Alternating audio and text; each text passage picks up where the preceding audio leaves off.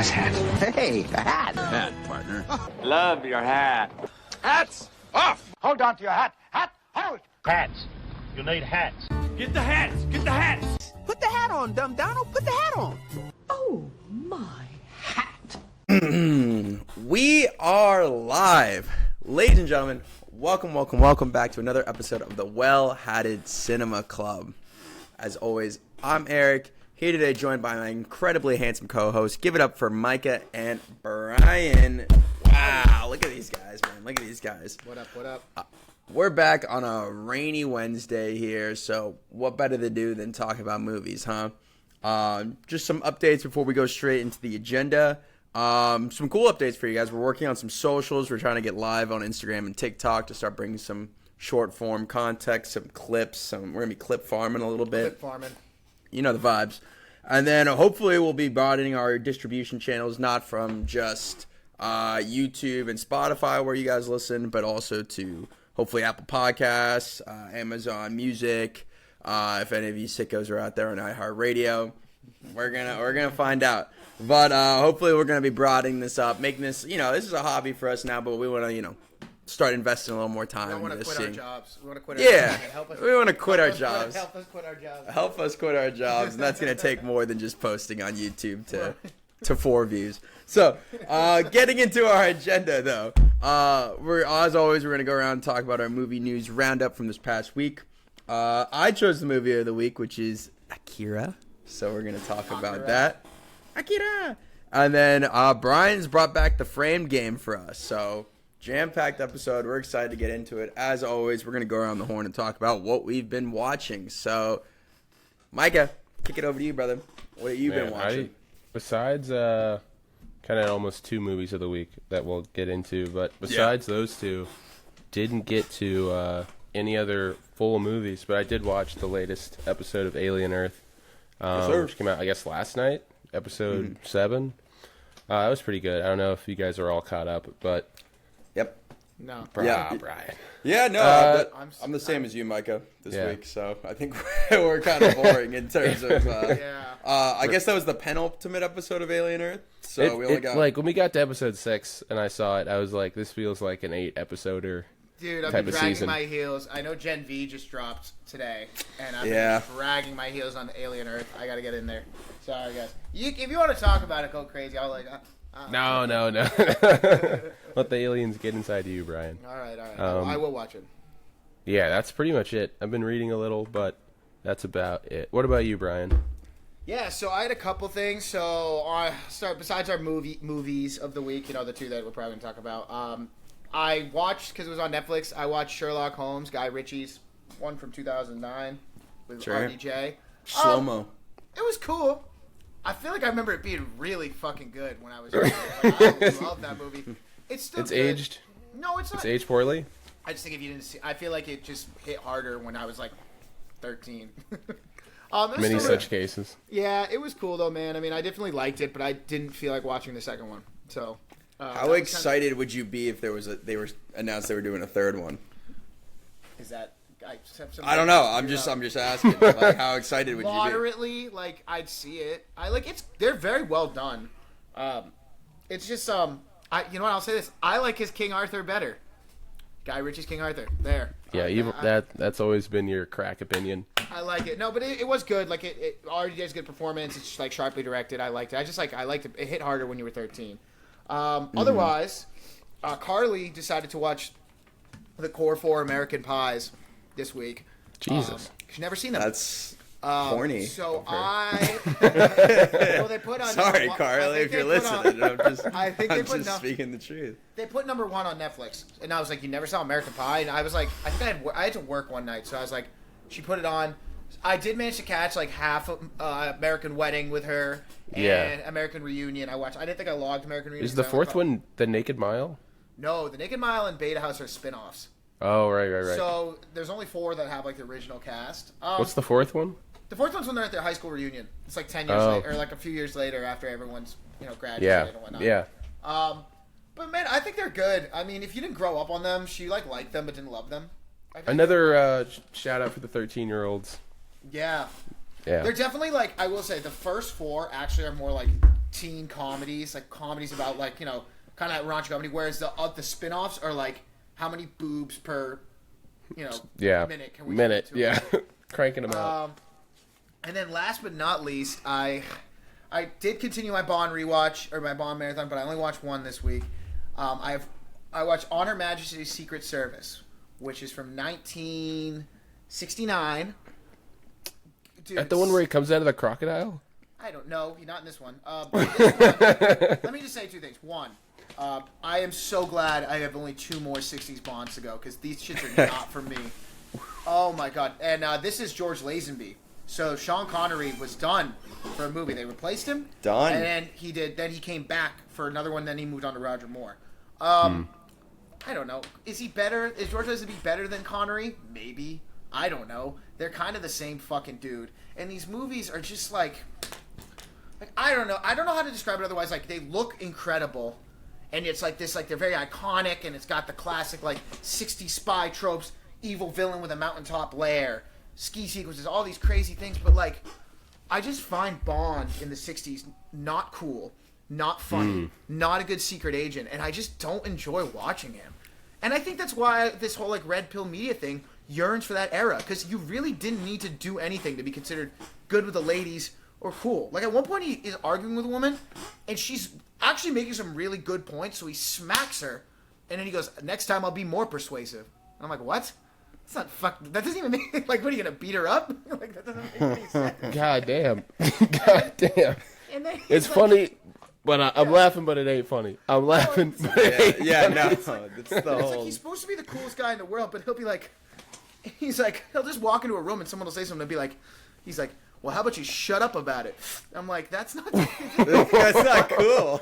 He's an asshole. He's just like walking like they're like Mr. Bond, like he's like, and then he like, and at one point he's like, they're fascinated because he just like lectures them about like genealogy or something. I don't know, man. I just don't care for 60s Bond, and I'm so glad it's almost over.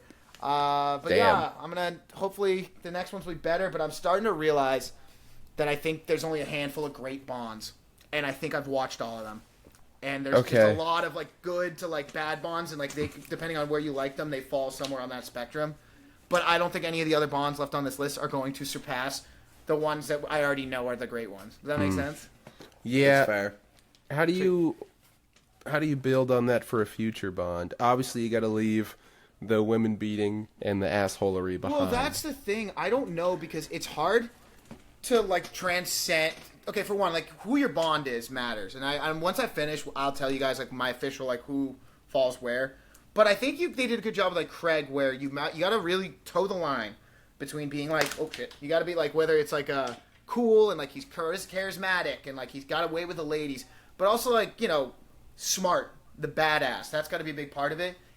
I would say in terms of the story, Micah, it's tough because I think the only 2 movies, they only did it a couple times, like both with Craig, with Skyfall and with Casino Royale, and the reason they were so much better than the rest of them was because they went a step beyond just, and whether it was Casino Royale kind of slowing it down with the poker thing and everything, or with Skyfall going into like, his background. Yeah, yeah. Otherwise, Bond movies, they get really stale, man. And I think that's why people didn't like Spectre and stuff. It's like, we've seen all this before. Oh, it's a secret org. I don't know, man. I really don't know what their next steps would be. But if anyone could do it, I think it's Denis. So. Yeah, it's a shame Robert Redford's not around anymore. I feel like I was reading this article about Robert Redford, and he wanted to be in some movie that it ended up going to Dustin Hoffman, and they were like, "Yeah, man, you can't play a loser. You ever been rejected?" And he didn't know. He just like didn't know what it meant to be rejected by a woman. He was just like, "What do you mean?" What's that What a like? goat. Yeah. He was like, "What do you mean?" Yeah, that's crazy. What do you mean rejected? Yeah, He's like, "So like she's not into you?"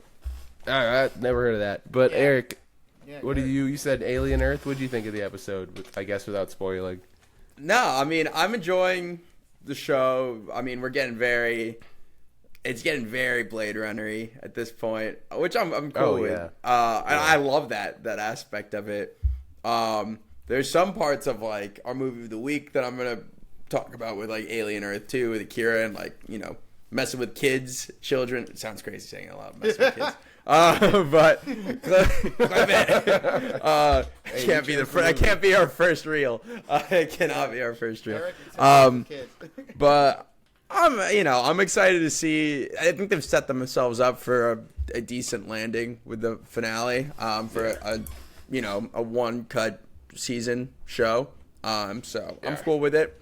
Other than that, the only thing I'm really consuming, I'm finishing up my read through of The Perfect Storm or A Perfect Storm, and then I'm gonna watch the movie because I haven't seen the movie before. And I'm realizing, like, reading the book, because a lot of the book is the author telling like stories, perspectives of like other people in similar situations, and like what the girlfriends or like family members thought like the people were going through on the boat on the Andrea Gale. And I'm realizing the movie is like told from the perspective of them. So it's gonna be two completely different takes on the story. Which I mean, I know, Brian, you've seen A Perfect Storm. I've seen the movie. Yeah, I haven't read the book. Right.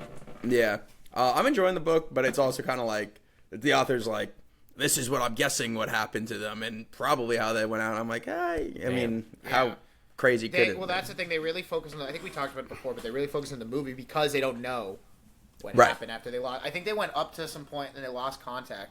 So they kind of show a lot where it's like you just kind of guess what they did out there. Historical fiction. You're just like, they got out with George Clooney and Mark Wahlberg fighting some waves. Why not? Why not? It's like, yeah. But other than that, the only other thing I watched this week is our second movie of the week, which was The Long Walk, which Mike and I got to see last Thursday. Brian, when did you go? You also went Thursday, so we all saw it opening night. I went last Thursday. Yeah. I walked around the theater the whole time. People told me to sit down. I said, "Fuck you." You said, trying to get me killed? Yeah. Playing mind games with you. They like someone goes like, "Yo, sit down." No, I already have 2 warnings. I'm not falling for that. No, I can't stop for another 2 hours. I guess that's a good segue, isn't it? Right into. Yeah, I mean, let's go right into it. Like, I kind of have that as our first thing to talk about. I thought that was your segue. No, that was my segue. Yeah, that was my segue. I mean, we don't really need to do a whole like synopsis of it. Obviously, this is a Stephen King adaptation.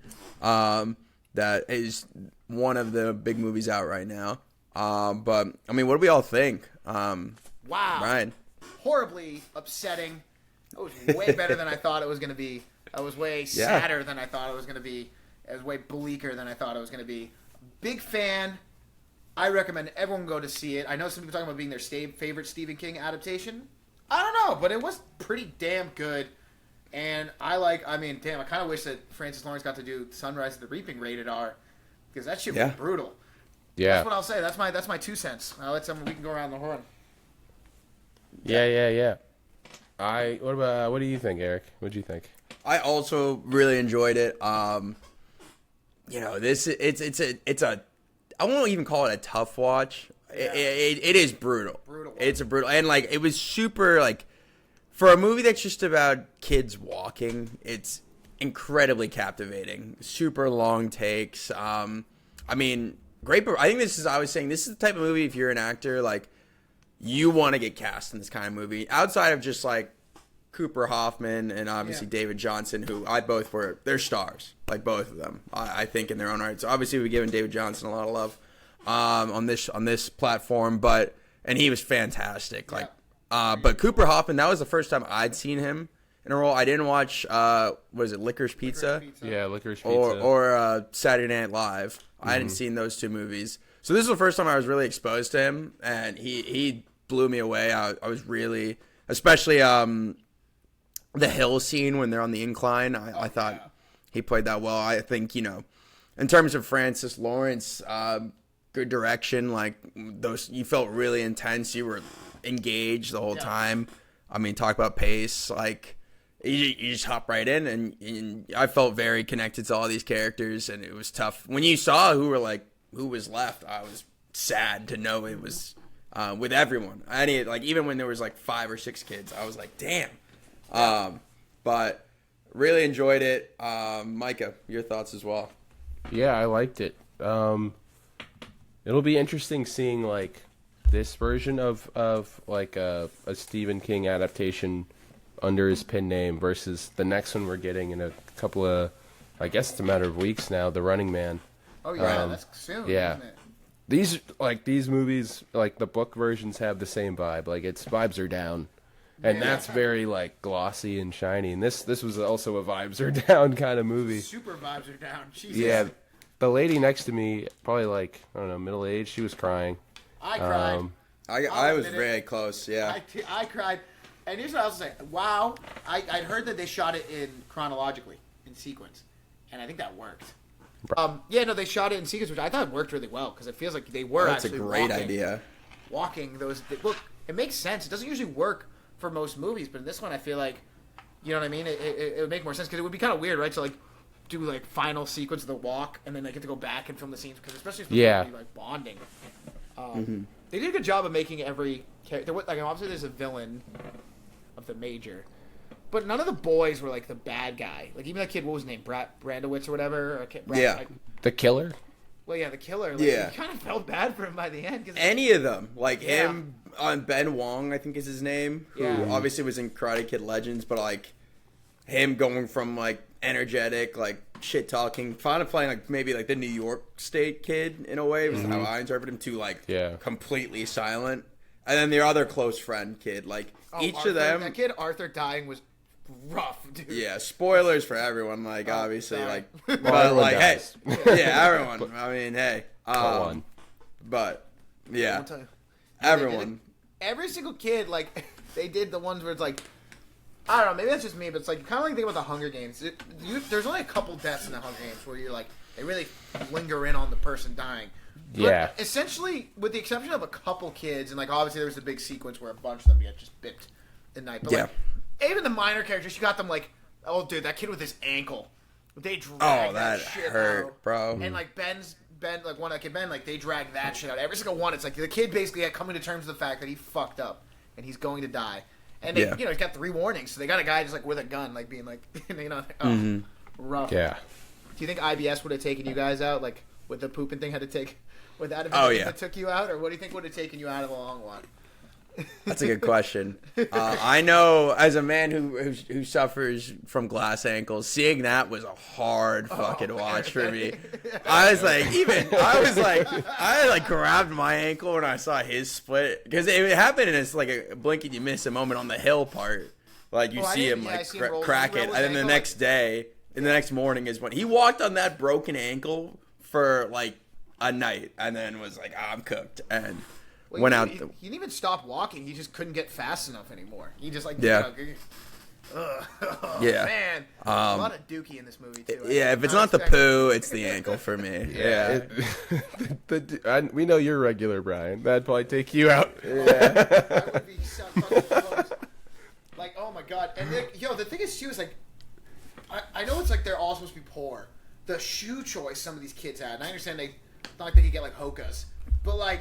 I had kids out there with essentially like Chuck Taylors and Timberlands, and I'm like, bro, my feet hurt just watching you. Hey, they don't wear sneakers in the army for a reason. Yeah, I guess it's a good point. The boots make sense, I guess. I guess that's a good point. Like Cooper, Garrity, Ray Garrity's character. He had like what kind of looks like hiking boots on, and I guess it does make sense. Durable, but like I'm pretty sure Ben's character was wearing like Chucks, and I'm like, as a guy who likes a pair of Chucks, those. You're cooked, pal. I work at double. I used to work at double at a restaurant, dude, wearing Chucks, and I'd like have to like ice my feet after. Like you can't walk after. Yeah. Yeah, I don't know. Eric, I was telling Micah though about this movie has been circulating.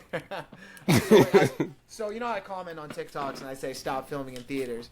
So That's Long right. Walk has been the one that's now been popping up. So I keep commenting, and I got people on my side, but people are really mean.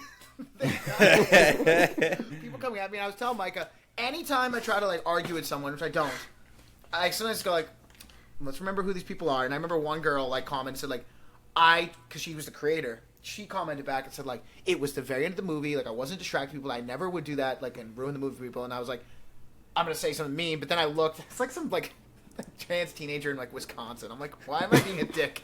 And so I just commented and said something like, but you might have spoiled the movie for someone who hadn't seen it. I left that one alone, whatever. But I learned, as Unk status, because I kept seeing this acronym getting commented all over my replies. What do they say? And Micah sniped it.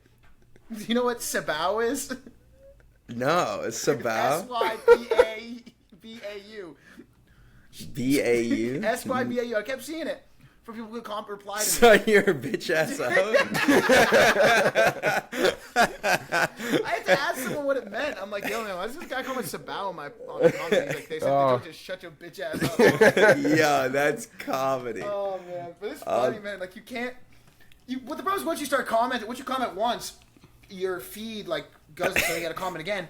And now, like... Whoa. Replay. So you have to comment again. Brian. Shut your bitch ass up. You're like the Michael Jackson thing. Put the phone down. The other problem is that a lot of people agree with me. So my comments on all these TikToks that have like thousands of Brian's likes. like the one coming up, like the opposite one. No, but the biggest problem is that there are people who agree with me. So my comment on a TikTok that has thousands of likes has like 50 to 150 likes on the comment, so it's now pinned towards the top. So I am just like it's like a war zone up there. I can't even imagine your notifications. It's not that bad because it's still like not kind of a drop in the bucket, but all it takes is one of them. If one of the comments gets like 50 plus likes, then people start seeing it, and then because if it doesn't, it just gets buried, and no one's gonna reply to it. Right. But if it gets a couple likes on it, it gets up there. It gets going. Let's see right now. I'll just check really quick. Oh God. Yeah, let's see some numbers. Shart Lover replied to my comment. Normally I'd agree, but nowadays theaters are a complete ghost town. My theater seems movie had less than 10 people in it, and then 2 other people liked my comment. Good. Yeah, 5 There you replies. go. Shut your bitch ass up. Shut your damn ass up. Say, yo, calm down. People have been doing this shit forever. I'm like, that's not the point. That's not the point. Yeah, It's also not true. It's it's you've been doing it. This is a problem less than 15 years old. Yeah, exactly. Yeah, it's 'cause kids are spawning You coming in in with a camcorder. Yeah, setting up a Yeah. tripod. That's less annoying than. Yeah. I'd will say rather I've they been- pull out the camcorders. I know, Micah, you've had some bad experiences. I will say, all in all, my theater, at least the one I go to a lot, has been pretty good. I haven't had a big problem with I've had a couple people talking, but other than that, I haven't had the full brightness phone or hearing someone's video play. So I guess I should consider myself lucky. But yeah, I just want to share you that because I was Micah. That's great. When I told him earlier, I was like, God, I learned a new acronym. And he's like, was it this one? My first thought is what would I tell you if I were them? If I was shut your bitch ass. Shut my bitch ass. That's so I've never heard good. it before. That's so good. I mean, talking on a long walk, we can still talk our thoughts on the movies. It seems like it's being generally well received critically, and by casual fans. Fiscally, commercially, it opened to $11.7 million domestically, which is pretty good considering the budget's $20 million, which is surprising, honestly, to me. I mean, it is just kids walking, but that for the weekend, it came in 4th in the box office behind, we're going to talk about Demon Slayer. The Conjuring is still making good money. Mm-hmm. And then Downton Abbey, the grand finale, made $18 million. So yeah, I blame... I don't know which of your moms. My mom is in England, so maybe internationally right now, but not domestically. She did not contribute. But that doesn't. 2 of these are movies for TV shows, which is, I think, Demon Slayer, another trend, which is my interesting. My roommate was there last night. They've gone to both Demon Slayer movies in theaters. David is talking about David went. He's talking about going again. Again. Yeah. I didn't know Dave was a Demon Slayer guy like that. Oh yeah, apparently. I mean, the concept for it, imagining that your show gets a full on IMAX movie as a finale to the show is a crazy concept. And they've done it twice or 2 or 3 times already. There've been a couple movies, and I will say, I only watched 1 season of Demon Slayer while I was living with Cam and Jeremy because they were big fans. And I'm not a fan or anything, but it's all about the spectacle, the animation. Mm-hmm. So to be able to see that in a theater is actually pretty cool. That's honestly a good transition. Demon Slayer topped the box office this weekend, had a humongous $70 million opening weekend. That is domestic. That is not international. That is is here in the U.S., which is the biggest ever for an anime. stateside. Best for Sony in 2 years. Keep cranking out Madam Webs, and that's what you'll get. Yeah. And it's a top 10 box office weekend ever for the month of September. Wow. It's crazy. Which is, I mean, it's nothing to sneeze at. And this movie cost like almost nothing to make relative to what could like some of the stuff that has come out. Yeah. That's big. Probably gonna get more of these. I think it's a great concept. Like talking about again, just like shows. Like you already have a garnered like audience, and then just being, hey, we're gonna go put this in a movie theater. You're gonna make so much money if you do that, especially for something like this. Put it on a big screen. Like I don't know. I'm trying to think of other shows. Like obviously, anime is easy to go down that route, but like other shows that would garner this sort of reception. Because I'm not really into anime. I mean, they tried it with what was that fucking Marvel movie that came out this year where every character was from a TV show? Thunderbolts. Thunderbolts. They tried it with Thunderbolts. Yeah. No. It's different in a way. I'm thinking multi-season shows. You know.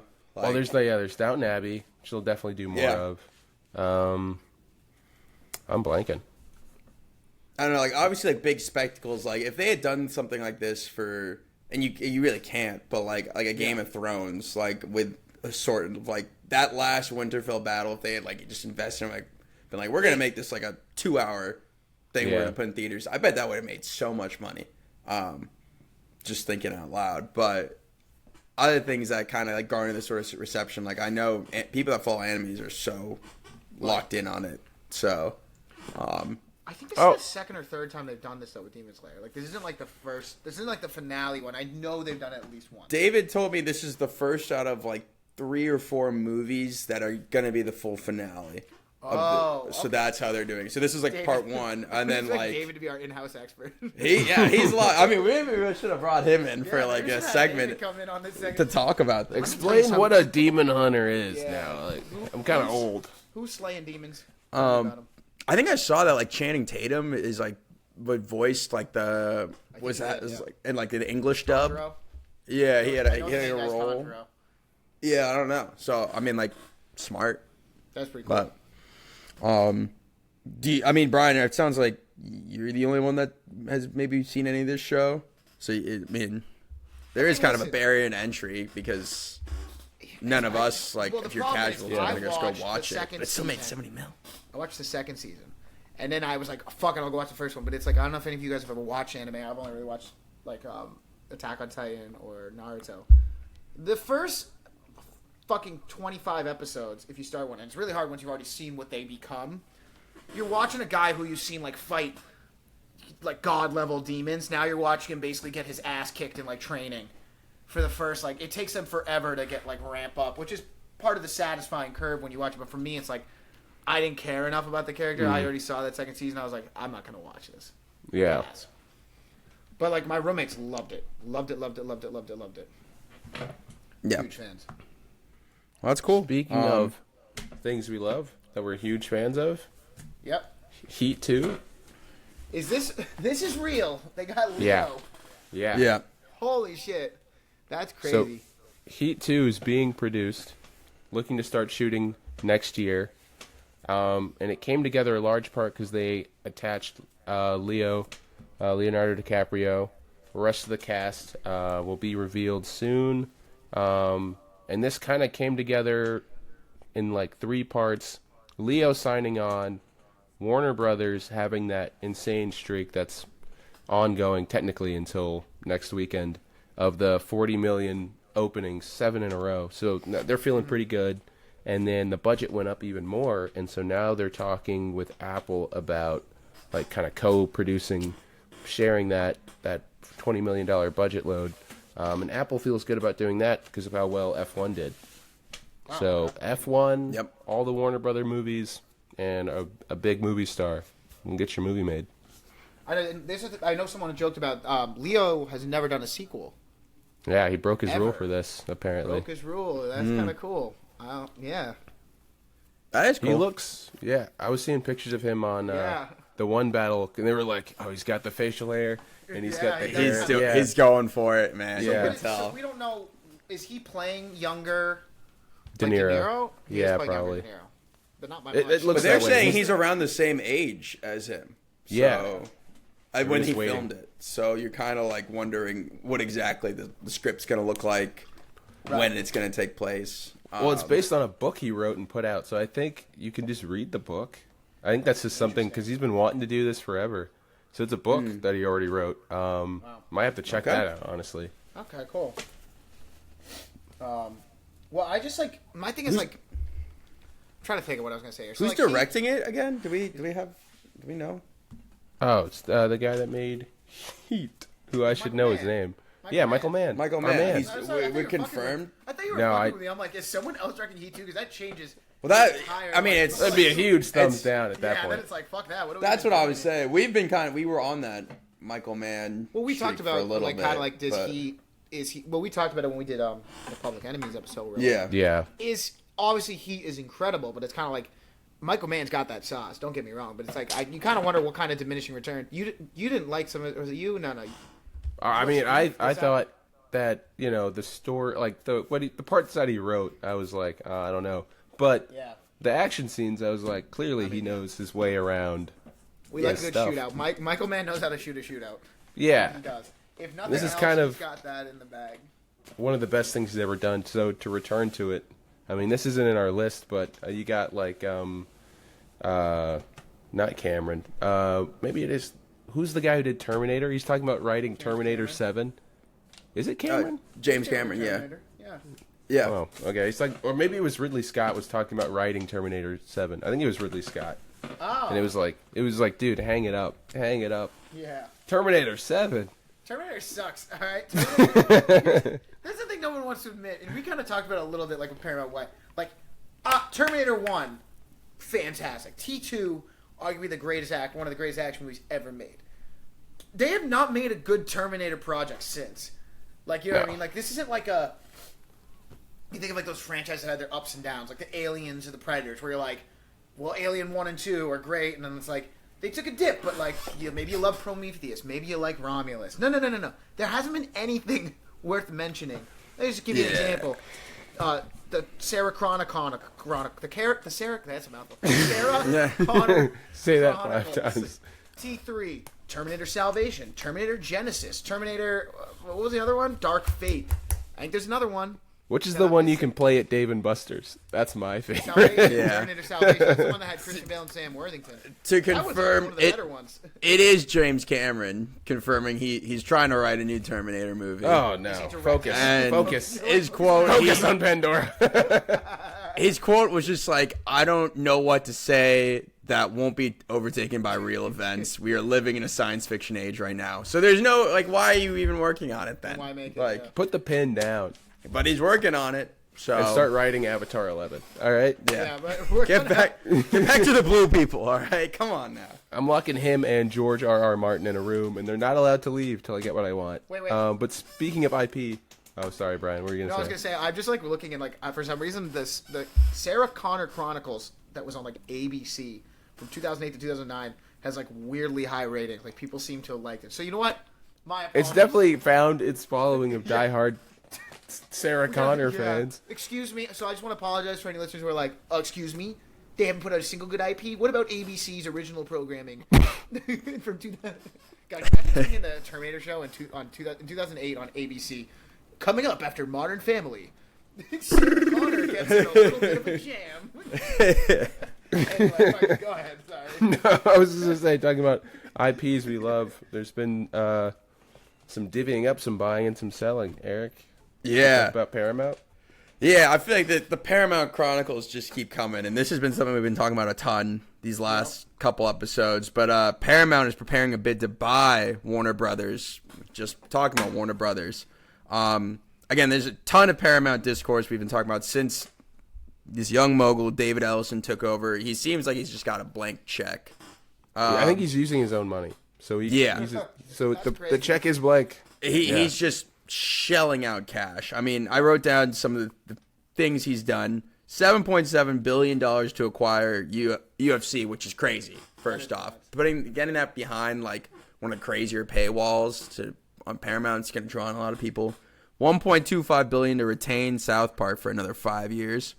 poached Stranger Things creators from Netflix, signed Will Smith to that first lick deal. They just gave Timmy Chalamet the bag, $25 million for this James Mangold project with Austin Butler. Other things, they're planning to increase their annual movie slate from 8 movies to anywhere around 20. And then when it comes to Warner Brothers, he's shelling out. He's preparing a mostly cash bid for Warner Brothers, which cost around, the company's worth around $41 billion right now. Yeah, and they're so liquid.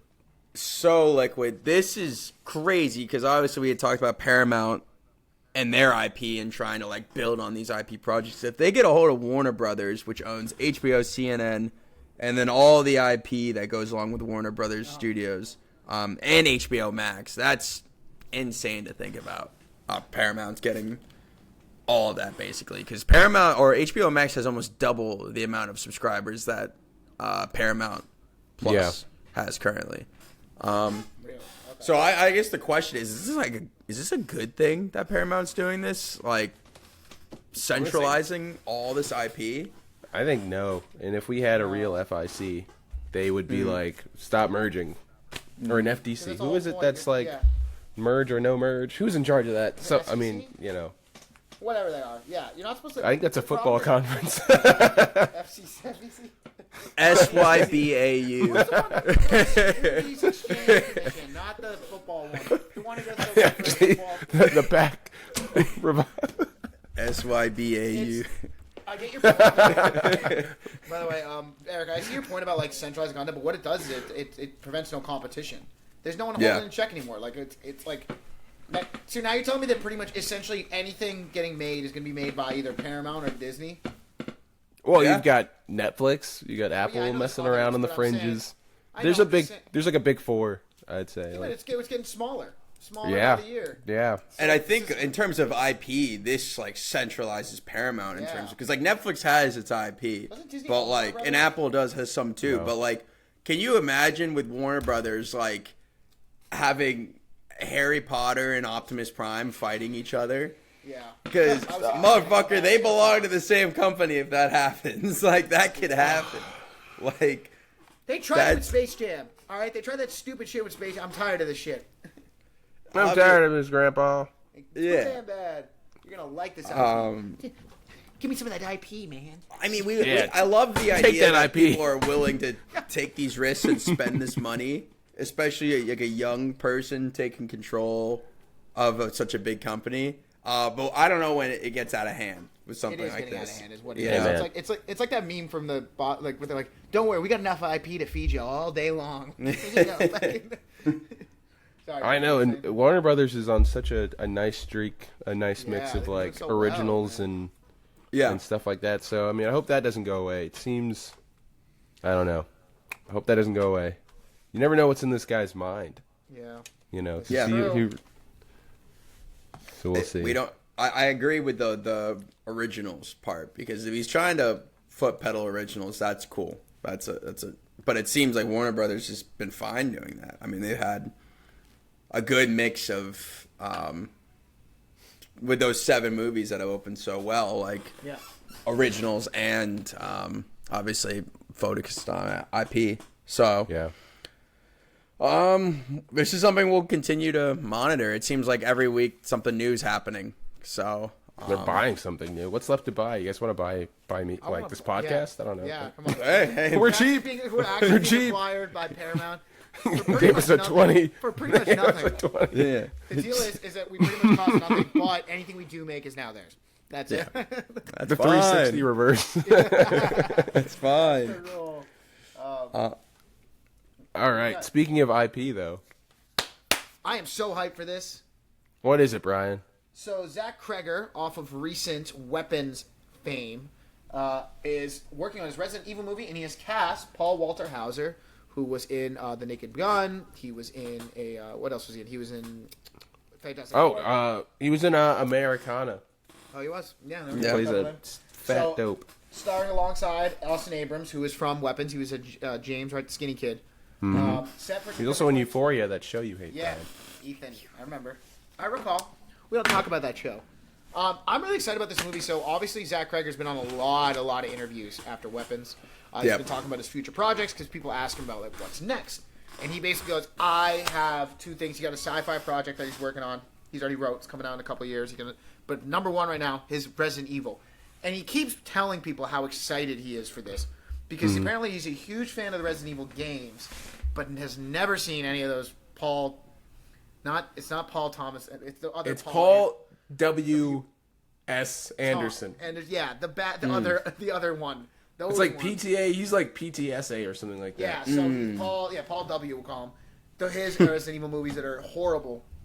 Sure. And Zach Cregger's been pitching so hard about how this movie is supposed to be like, it's really like follows like the games in a sense where you are going to follow this protagonist through whatever fucking crazy haunted. I've really only played Resident Evil 8, so I'm not really the guy to weigh in about the games. But it excites me when a director like Zach Cregger, who's coming off two really banger movies, is so excited about his next project that he's like shamelessly plugging it in.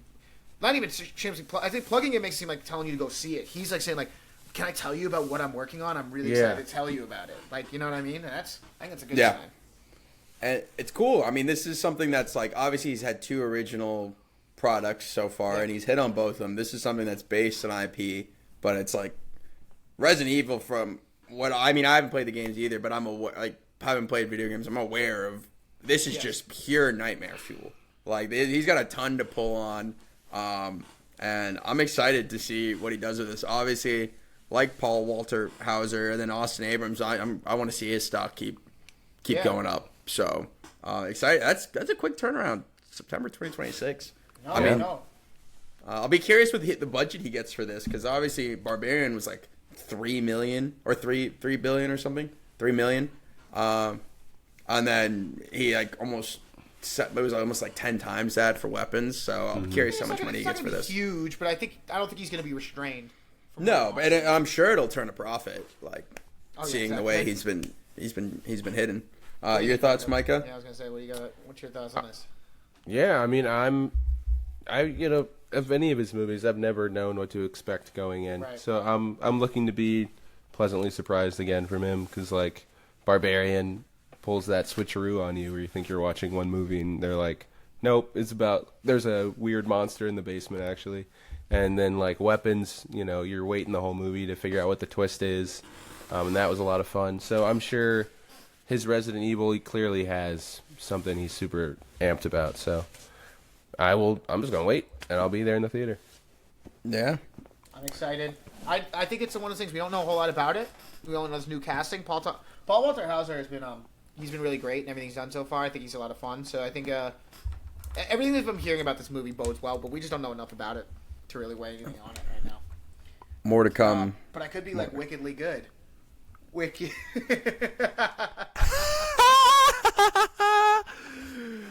Oh, Micah, yeah. Let's talk about this one. You like that? Speaking of wickedly good, Brian. No, please, someone else. Talk about it. The Wicked for Good soundtrack coming out this fall will include 2 new songs written by Stephen Schwartz, who, if you don't know who Stephen Schwartz is, wrote Wicked, by the way. And so that's 2 new songs. So there's going to be one for Cynthia and one for Ariana. So the question is, my question was, do we think these are shoo-ins for original songs, maybe plural, at the Oscar? What are our thoughts? Obviously, there weren't any last year, but what are our thoughts here? I mean, probably, right? Oh, sorry, go ahead, Micah. No, I was saying they did release like the names of the songs. Yeah. Which I don't know. You got No Place Like Home for Cynthia, No Place Like Home for Cynthia Erivo. Then you've got The Girl in the Bubble for Ariana Grande. That's a horrible name. These sound, I don't know. It sounds like Ariana's gonna be in a bubble, and then maybe the Wicked Witch singing at Dorothy. Maybe I don't know, but yeah. Sorry to go back to what you were saying, Brian. What were you gonna say? No, I just say I feel like it's just a shoe-in to at least get known unless the songs absolutely suck, because the amount of people, friends of mine, that I had to explain to with the Oscars last year, where they're like, "What do you mean they didn't win Best Song?" I'm like, "Because it's not original. It's not that I didn't like it. Yeah. It's just that they, because like my Carly was so confused because she's like, why they perform it at the Oscars if they're not going to win Best Original Song?" I'm like, because the songs existed for, you know what I mean? So I think this is what they want. They're like, well, listen, we got talked about nominating and they weren't even original last year, so we might as well take these performers and get some awards out of it. And they'll get a nom. I just don't know what else would come out this year that could overtake it. Well, there's the K-pop Demon Hunter song. Ooh. There's the Miles. What is his name? Young kid from Sinners. Miles Canton. I think. Miles Canton. He's coming. He's been on like a tour basically, just performing this, and people are eating it up. That's a good point. Yeah, and they got all that. So you've got a chart topper. You've got this huge cultural moment thing with Sinners. Then you got these two, so only one can win. And then you've got whatever else comes out this year. You've got Zootopia coming out. Even the one that what's that woman who plays Perline sings the Pale Moon, like that song bangs. Yeah, I forgot about Sinners, Micah. I think those are good shouts. Oh yeah, we're gonna say Eric. I want to hear your "Hear Me Out," but I think outside of like the voter fatigue for Wicked, if Wicked 2 comes out. It's just maybe a hair like not as strong as Wicked 1. And voters are just kind of like, I mean, we already gave Ariana Grande a nom. Like, do we need to give her another nom for a song? Maybe, but it is coming out in November, which is like prime time for award season. Yeah. So I definitely see one of these songs at least getting a nomination. Yeah, I'm sure there's going to be the... I don't think these get snubbed unless they... completely shit the bed, or if the tone's not right. I guess the snub would be crazy. I do wonder if they like co-wrote the song so they could also get an Oscar. Good question. Because I think you get max 2 statues maybe. So I mean, like Steven would get one, and then maybe the singer. But I think like they fucked up all the way. You got to split these by year. You got to give one person a solo last year. They would have. That would have been the easiest Oscar maybe ever. All the songs last year sucked. All the songs last year sucked. They should have. Like you said, like obviously everyone So I'm not familiar with the full Wicked play, but I know that people I've talked to are like. 'Cause my knowledge of Wicked before this movie came out was the only songs I knew kind of were in Wicked Part 1, but people say these are better ones, but I'm like. Yeah, Micah, you're right. If they had thrown Ariana or just into some original song, easiest Oscar ever in the middle of Last Wicked, it's a little bit of something. They would have cleared it. They would have cleared it because it would have been on everyone's mind just from the fact that Defying Gravity was so fucking catchy. Also, it would have just been better than it couldn't have been worse than that slate that year. Yeah, it was a bad slate. Oh, they had to do a whole Bond homage because no one wanted to perform their songs. Exactly. You're gonna throw Zoe Saldana out there to start singing. They had to do a Bond homage because no one could sing their songs. That's funny. I didn't even think of that. Well, I mean, we're gonna have to see. Obviously, we're still a ways away from the Oscars, but it's interesting to track and find out. I did have my hot take was I think they go home empty-handed. Yeah, Wicked. I think Wicked goes home damn near empty-handed. What did they win last year? Was it like set design, costuming, hair and makeup? And I think I don't even think they won. You have a lot of movies this year that I can already think of as like front runners for music, like costume design. Even like Sinners could win that one. Yeah, and there's other musicals coming out, so I mean they're not even going to be like the best musical maybe. I think so that's we'll what you see. said, Mike. They fucked up last year because they were really the did. only musical boat in town. And it was that was their chance to win some stuff, and they biffed real hard. Yeah, so I think they're gonna it's gonna be like a Barbie situation where it's congrats on the money and the nominations. Yeah, but that's way too early. Just a hot take. Well, speaking of the Oscars, Amy Poehler had some choice words about the Oscars recently. She wants the Oscars to nominate more comedies. As she said, like, I think the whole quote was like, every year you see the drama actors go up there, stand and bring home their Oscars. But she's like, comedies are really hard, which I don't think there's different types of comedies, right? So it kind of begged the question because I heard that. I was like, are there any previous comedies that I was like do you think deserved Oscar nominations? Maybe not necessarily for performances. You could talk about screenplays. But it's a hard conversation because I feel like the Academy, again, does not take them seriously. She's right, but maybe deservingly so. They don't deserve to be taken seriously in some... maybe, but I think you gotta, like, it's hard. I think it's easier in retrospect to, like, Yeah. be like, oh, this one could have got Best Original Screenplay. Like, you look at even something like Superbad. Like, what Seth and Evan Goldberg did, like, you could be like, that might have been, like, actually, I could see in a modern era, like, maybe, like, if that happened now, them throwing them an original screenplay nom. I can see. I don't think it would. Maybe a little too raunchy, but, like, you get my point.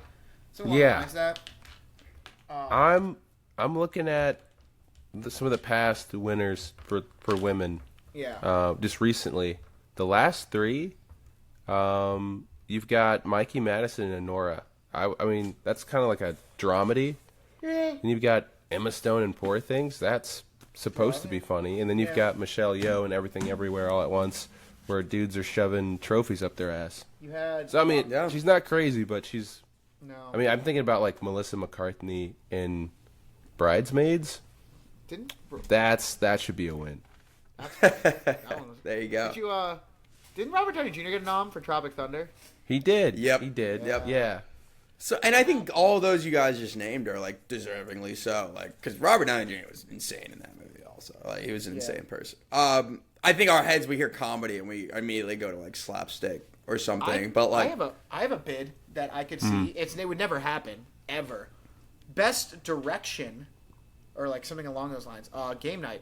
I think the directing of that movie is fucking sharp as hell. Like, the way the camera work, everything about it, it would never happen. Because there's just no directors out there. But, like...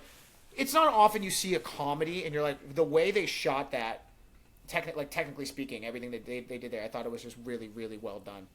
Yeah. It was just mine. Or like they did that really long take, I remember, with throwing something. It was like whatever. The Fabergé egg. They did the long takes with the Fabergé eggs, but they also did these, like, they did these shots. They did a lot of these rig shots with the cars that, like, were kind of cool. They tried to make a lot of times when they did the landscape or, like, establishing shots, they kind of blended where it looked like a board game.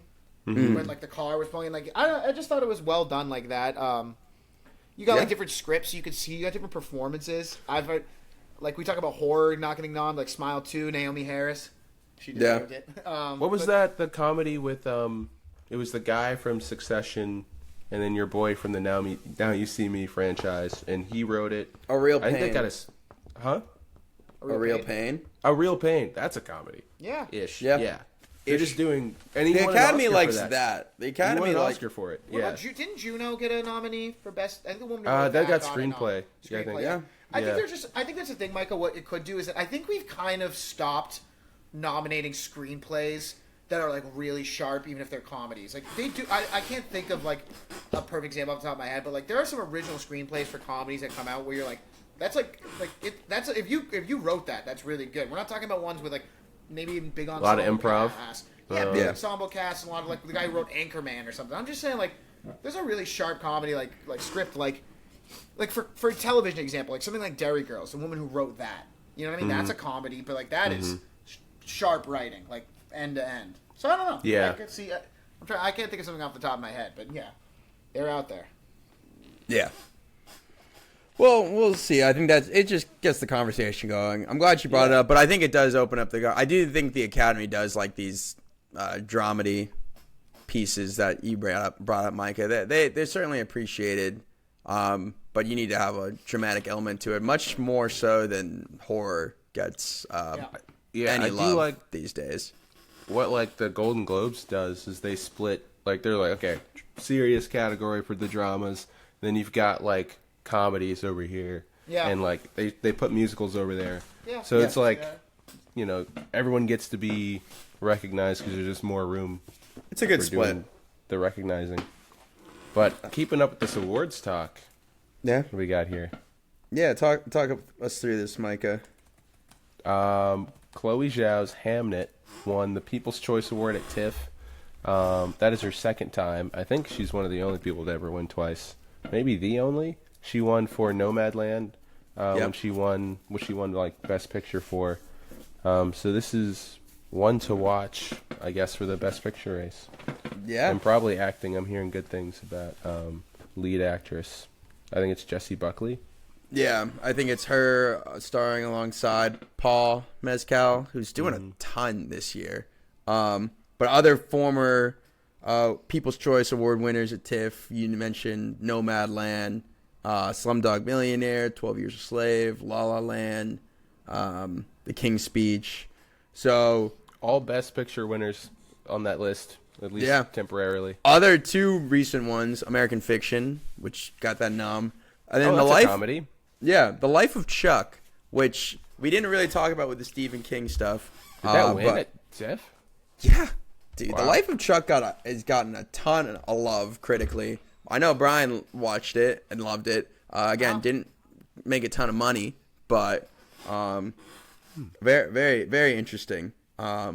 So definitely something to keep an eye on as we approach award season in this fall. Like, this is something we'll... Again, I feel like Paul Mescal's also did that movie with Josh O'Connor. Oh, History of Sound. Yeah. So Yeah, I think... I don't know. That got quietly released last weekend. Yeah. I haven't heard anything about it. He's doing a lot. So clearly wants to keep his award buzz coming after maybe a little down in stock after Gladiator 2. But any other thoughts here before we move on? Not particularly. Sorry, I'm trying to find something real quick. No worries. Just to keep these awards vibes going, should we jump to the Emmys? Yeah, I'm down to talk. I put a little Emmy roundup here that was on Tuesday this week or Monday. It was like during football. I think it was Sunday night. Sunday. Yeah. Big Emmy. I didn't watch the Emmys, but I kind of just wrote these in. I was watching football. Well, I know that we talked a little about it. We talked a little bit about it when the noms dropped, but Seth Rogen's The Studio broke the record for most Emmy wins for a new comedy series. It brought in 13.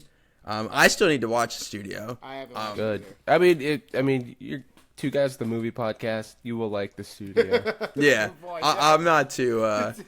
It seems like a sure thing. It's a comedy. The behind the scenes of the movie process. I don't Eat think it up. I don't think that's for me, dude. Yeah. Show about movies and it's funny. Yeah. Just like talking about. I remember this getting a lot of buzz when it first dropped, but Netflix's Adolescence won 9, so it brought in the second most. I remember when that kid won an Emmy that everyone was He's the talking youngest about. ever. Yeah. Yeah, youngest Graham ever. won too, didn't he? The guy plays his dad or the dad. I think he also is the main creative force behind the show. Oh, he's been around for a while, man. I like that guy. Very cool. Andor The got Penguin. a couple wins. Get to Andor. I didn't write it in here, but the Penguin brought home 9. Kristen Milioti brought home an Emmy. Shout out her, which is awesome. Colin Farrell, unfortunately, did not. Did he already win, or was that something else? Was that a Golden Globe? I think he won a Golden Globe. He won something because he won. I remember me on stage talking to him about his makeup artist and stuff. He was giving big shouts. I know what you're talking about, my guy. Severance season 2 got 8. I got nothing to say there. I still need to watch Severance. And then The Bear season 3 brought home a big fat 0 after I think setting the record last season for season 2, or winning the most last year for season 2, which is hilarious to me. Shows probably what people think about the drop off and maybe quality from season 2 to 3. But I heard it was a drop off. I stopped. I didn't watch season 3 yet. I've seen the first 2 seasons. Micah looks like he's about to burst. It's also not a comedy. So get that fixed, Real comedy's in the house. Yeah. Well, there you Winning go. awards. There we go. Well, There you go. The studio won comedy, right? That's Yeah. But Brian, how many? What did Andor bring home? So Andor has 5 Emmy awards. Let's go. They won 4 Creative Arts Emmys: Outstanding Costumes, Production Design, Visual Effects, and Picture Editing. And then they won Best Writing for a Drama Series. Boom. Yeah. That's quality, You dude. gotta Yeah. We'll take bro. that. I mean, the writing, and especially with the tumultuous times we're living in now, people are talking about, like, it's not just that Andor is good Star Wars. It's like, this is, like, it's a very important show about, like, the way that, just the commentary on just the corruption, repression, and from the government, and, like, people, I feel like people, like, either who don't want to watch Andor turn their nose up for one or two reasons. One, they're looking at you, like, being like, oh, like I don't like Star Wars. I don't want to watch that. Maybe they're not in the Star Wars zone. You're like, nah, bro, don't even trip, dog. It's not even like that. And then the other people are like, you know, the glub shitto heads who are like, I've heard it's really boring. Yeah. And there's no what do you mean there's no Luke cameo? I'm like, there's not, but you should watch it anyway. Where's Baby Yoda? Coming on the way. There's that second season, kind of like the first season of Andor. Like I think back of watching it, and like, you know, first three, even like kind of the second three, you're like, this is good. This is really good. But like, you knew something was crazy was coming, and then those just last like 6 episodes or 9 episodes. Really, Mothma's speech, man. The Gorman that's stuff. That's an Oscar winner or an Emmy winner. Like the whole sequences with at the end, and even like the whole thing that when they're locked up in that apartment with the K2SO coming through. Oh that yeah, shit was crazy. Yeah, I mean that show was just nuts. It's fantastic. Glad I brought that home. That's a big win for us, Andor fans. Let me see. Anything else we really want to talk about here? So we jump down. We can jump back up. I think it's the BioShock. I didn't know that this was a thing. That's very cool. Yeah. So Netflix still got some IP to their name. Netflix's BioShock movie, helmed by Francis Lawrence, who we've been talking about a bit today, will be Lawrence's next film after he finishes shooting Hunger Games: Sunrise of the Reaping, which he's filming right now. He was originally supposed to shoot it at the time before Sunrise on the Reaping. However, BioShock got delayed, so that gave Lawrence some time to shoot The Long Walk. So shout out to BioShock getting delayed because we got this fantastic movie that we all got to enjoy and watch. Other things I know about it, it'll be based on the first game. I didn't play the game. Similarly to Resident Evil, I'm aware of like what happens. It's fun IP. Francis Lawrence, I mean, cool. Like, give him a budget. I want to see what he does. I'm hopefully, not hip to the story. Are there any kids for this guy to maim? Or that's my question. There apparently is. So I don't know much about BioShock, so I'll get a wait for you to. So my sister's boyfriend is a big BioShock fan. Okay. He keeps telling me I need to play the games. So I'll get you next time I'll text him and I'll be like, hey man, give me one BioShock game to play because I'm not gonna play the whole. Yeah. I'm not playing the whole series. Give me one, and give me a couple like cliff notes. Give me like kind of a rundown of what I'm working with you. I think there are kids involved though, Micah. So I think there is a child element. So I know that makes you happy, Micah. I don't know about happy. It's the reason you call this guy. It's the reason he picks up the phone. I know it is set underwater, which is very like what in like an underwater world. There's a sequence of there's something. I have seen stills. It's like a beautiful game. If I had any gripes with The Long Walk, it was a little ugly, but I hope the Hunger Games, Sunrise, and BioShock are both beautiful. Mm-hmm. Other things before we get into movie of the week. I don't know if there's anything here you guys want to really unpack before movie of the week. It's kind of. Should we do our bad news segment here? Yeah, let's just do our quick back. I think I've also already talked about the Texas Chainsaw Massacre thing. Now that I'm looking at it again. Yeah, I think so too. But yeah, Micah, give us our last bad news bears before. Bad news segment this week: Mr. and Mrs. Smith season 2 not happening. Mark Edelstein and Sophie Thatcher were set to be the new Mr. and Mrs. Smith, but the show's been delayed indefinitely, and that sucks. Never a good sign. But on to something that doesn't suck. Eric, what was our movie of the week? Our movie of the week.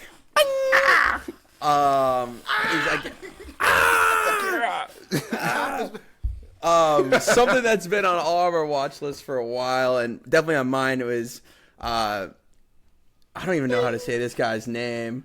Katsuhiro Otomo's 1988's Akira.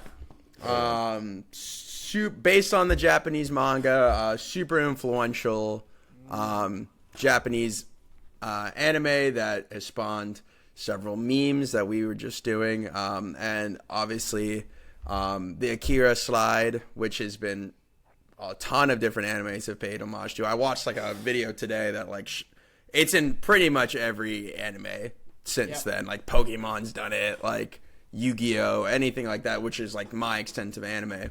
I'm not much of an anime guy, but I feel like this is, if you're gonna start anywhere, it's with the anime that really like movie that spawned, kicked it off.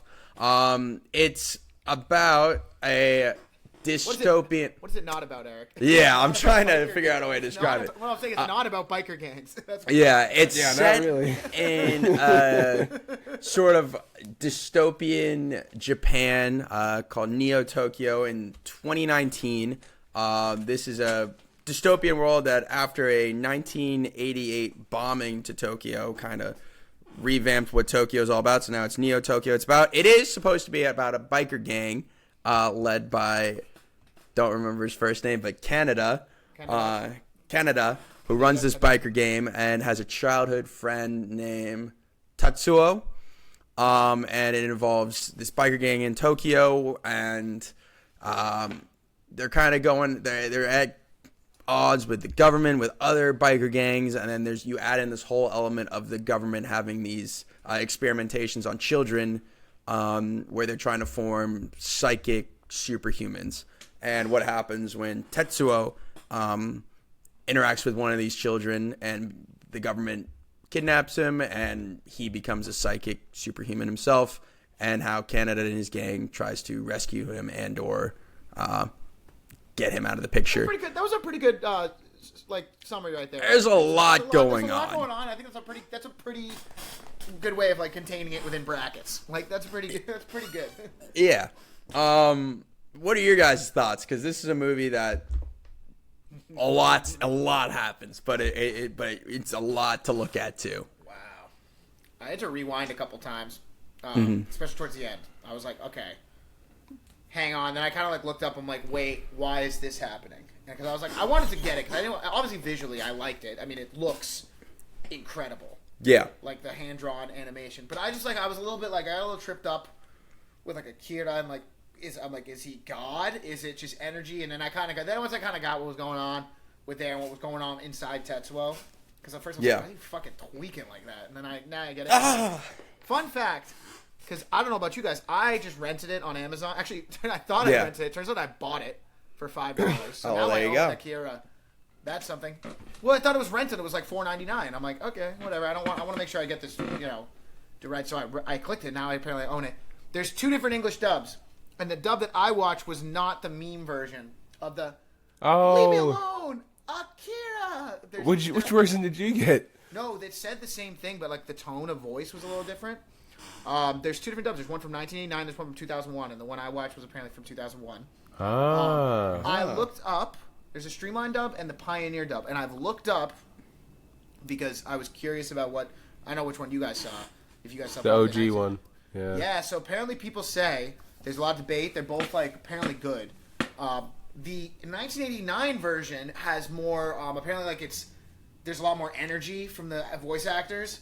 They're definitely yelling at you. The 2001 version is more accurate to the Japanese. It's not Akira, it's Akira. First off, that's what tripped me up because that scene, he goes, "Leave me alone," Bing, Akira, and they say it differently, it's a different pronunciation. Apparently, wait, did we watch? So Brian, you watched the 2001 English dub. Micah, you watched the 1988 English dub. Sure. I watched the 1988. I watched it in Japanese. Oh, you did watch Japanese? Damn. So we watched it three different ways. Wait, all right, that's cool. We can talk about it then. So from what I understand, that what I read, because I was like, damn, when I first heard that, I was like, fuck, am I watching an inferior version of this movie? Everyone online says it's completely preferential and they're all good. You should watch it in original sub. Some people say that. Some people love the 1989 dub. Some people are sticklers and say the 2001 has more accurate, it's more serious. Pronunciations, more serious. I think it's more serious, and they don't take as many liberties with the translation. But the story is the same, and there's not you're watching when you watch something dubbed on Netflix sometimes, and it's hello, I am the professor. Yeah. It's it wasn't. And you're I speak a little Spanish. That's not what he fucking said. No, none of it. It's not like that. None of the versions we watched were bad. But I was just curious because I was I had that Akira meme singed into my head, and it didn't sound the same when it happened on my screen. So I looked it up. So yeah, I've been yapping about that for a bit. So someone. Well, that is a fun fact, and it led to all of us seeing different versions. Of this movie, We're just building off of next week. Can't wait for the next movie we're gonna watch. I guess a fourth a fourth version. The fourth version of Akira. Yeah, the Mysterious secret fourth fourth version version. Mike, I'd love to hear your thoughts on it. Yeah, I really liked this. I liked obviously the way it looked, the hand drawn. I mean, such a flex, and the way they were using light throughout the movie and shadow was just great. Every time they were just like, we could make this a pretty simple shot of a guy just like standing at his desk, but we're gonna go through the trouble of like drawing so much intricate shit in the background.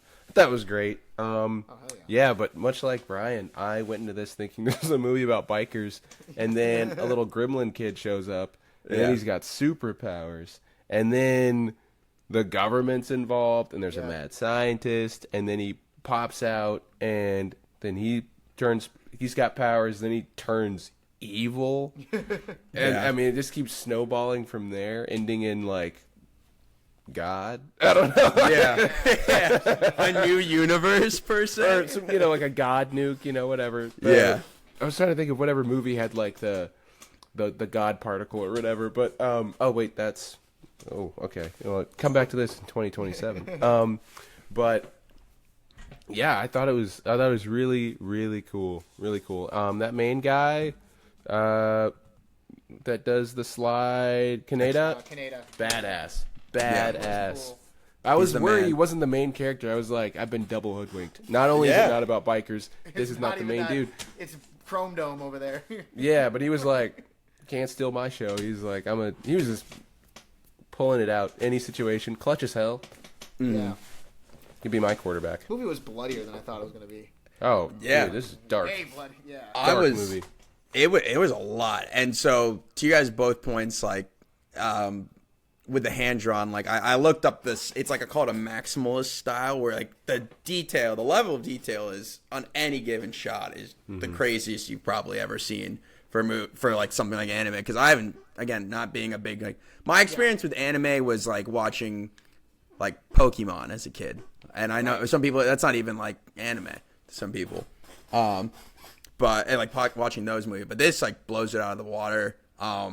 Again, I was right there with you with like that intro scene. I thought was cool with them going through the city. You see the Akira slide. I'm like, let's go, dude. Like, what are we watching right now?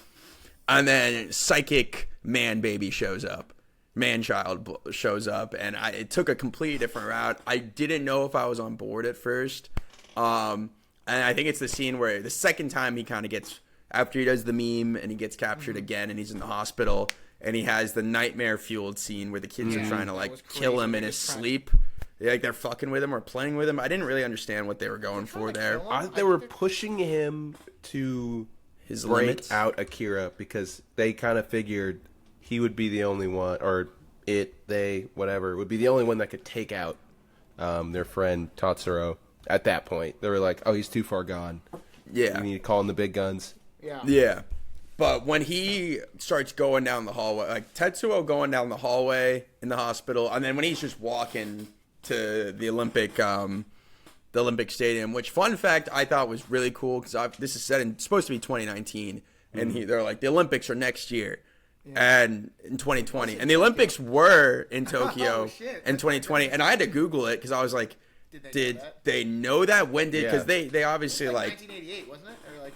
This was in 1988, so I was like, when did they announce the Olympics were going to be in Tokyo? Like, did they have that knowledge? That wasn't announced until 2013. It was sort of a meta coincidence that it actually happened, it was also like when they were trying to, in Tokyo, when COVID was happening, when they were trying to, the people were trying to get it postponed. They were using like quotes from the movie to be like, ban the Olympics, like Akira, like shit like that to like, like fight the government on like postponing the Olympics. That's in the movie. Which is in the movie, which is crazy to think about. But again, and there's a lot of commentary. This movie like opens up a whole commentary on like Japan post World War II, because obviously the Akira bombing is supposed to represent like a lot. There's a lot going on, and Tetsuo, but I think, and as a whole, Tetsuo as a character is like super interesting. Him just walking, so sick. With his cape on, I was gassed up that second half of the movie. It didn't slow down, and then Canada just taking him one-on-one on his bike, very cool. Other things, I looked into, like, this was kind of for anime the origin of, like, the genre for body horror, which is funny because I hate body horror, but Definitely a lot of that. there's a ton of blood and body horror in this movie.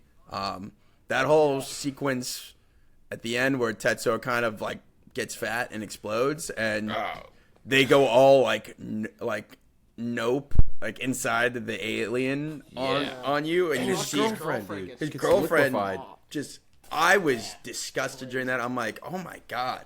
Does she have it the worst, maybe, in this movie? For sure. Right? She gets beat up, stripped naked, and then her boyfriend, who she tries to save, ends up engulfing her and, like, liquefying her. Crazy. Yeah. And he tells her to shut up multiple times and leave him alone. Like, it's fucked up. I was what was I gonna say? I was thinking about like the mad scientist pretty early on, right when Tatsuro is first like knocked unconscious by the little boy gremlin, and the mad scientist has that thing he's looking at, and he's like, yeah, his aura matches up with Akira, and I was like, aura, okay, and then he puts the cape on. I was like, he's trying to increase his aura so he can match up with Akira. That makes total sense.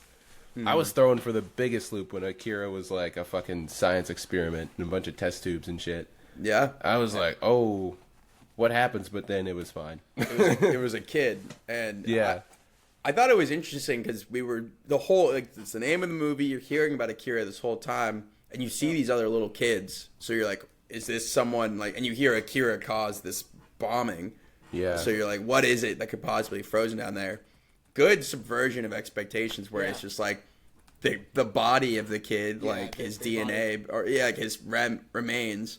And then when he does pop up, when the other kids like pray him to life, basically, and he's like flexing on him and just takes the other guy, and he's like, all right, he's like, I'm back, and does like drops a second nuke on Tokyo, and then pulls the other guy to another dimension or universe or whatever he does. We have to do it because Tetsuo, like the whole thing. I know that the whole thing is supposed to be like the quest for power ultimately ends in destruction. I know that's like supposed to be the whole allegory, but like Tetsuo's powers are just basically, that's why he's morphing out, because it's like it's beyond his physical limits. I believe that's what people were trying to say. Like they were like saying like that's why he starts when he goes up to the satellite and does that nonsense with his arm and all that. It's like he's essentially now just an amalgamation of raw power. It doesn't even need him anymore. It's translated behind it. So that's why Akira and those kids are basically like, we gotta basically send you beyond, that, bring our understanding of the known universe. You gotta go out there with him. And man, when the space laser showed up, that was so cool. That was crazy. That's what I thought. Cool. It couldn't get any cooler. They're like, that little light beam just starts narrowing, and I'm like, what's that? Doom, doom. Yeah, that was so cool. It was cool. And like when Kanada's got the rock above his head, and you see the light on him, you're like, he's cooked. And then the shield pops up. I was like, damn, bro, this is so tough. Animation again in Invincible. There's an Akira Invincible. laser. I was literally There's thinking an Akira laser. They have an Akira laser. Yeah. The Akira bike slide happens early in the movie. Because this like movie, again, isn't about bikes. There are no bikes. It's not. Although Tetsuo wants his bike. Oh, he does. We know that. No matter how fucked up he got, he was still like, let me ride that bike for a little bit. Fucking bike. I want that guy. Which is cool. Also, their friend that wore the tie, I don't know his name. He wore the green shirt with the tie. Oh, probably the worst day of his life. Yeah. Worst day of his life. All his friends die, bro. Every single one of them. Yeah. Tough. And the way, when they pull day. up, when Tetsuo breaks out of the hospital again and he goes back to his old bar, fucks it up for really no reason, just to be evil. Yeah. And then he's like in the corner fucking like floating, just pure evil. Yeah. That was cool. Like Why I was did like, he damn, fuck that like bartender up like that too. He didn't need to do that. He just felt disrespected, I guess. As soon as he said the wrong thing, you're like, yeah, he was like, he's not in a good headspace right now. You should probably. No. Yeah, it's like what happens when you gave an insecure guy like all this power. Yeah, exactly. It did really remind me of Chronicle a lot. Just like the loser finally gets some power, and then doesn't know how to handle it. He's obsessing over Kaneda, like basically like, look at me, I don't even need your help anymore, man. Kaneda's like, yo, like, I don't know why you're tripping like this. Like I'm not like because Kaneda wasn't like telling like you're my little baby bitch. He's like basically being like, why are you so angry? And this kid's just like obsessed with the idea of like finally having control. and Yeah. then he loses it by the end. Obviously, when it just Yeah. you hear that point at the end after I think it's right after he shoots like his weird oogie boogie arm at the general or the colonel. Yeah. and then he like realizes that I don't have control over this anymore. And he goes from like you can't handle me to basically be like help me. Yeah. It's like medicine. Yo, help. Oh yeah, he's freaking out. I like that they like you could see little bits of that in the character, like looking back, even Yeah. like what got him into the whole situation in the first place, kind of like rashly biking off after the last two members of that gang. That got him in trouble. You get to see him trying to murder the biker that like fucked him and his girlfriend up. Yeah. He was just like always low key violent. He just didn't have the He means beat to the be. shit out of that.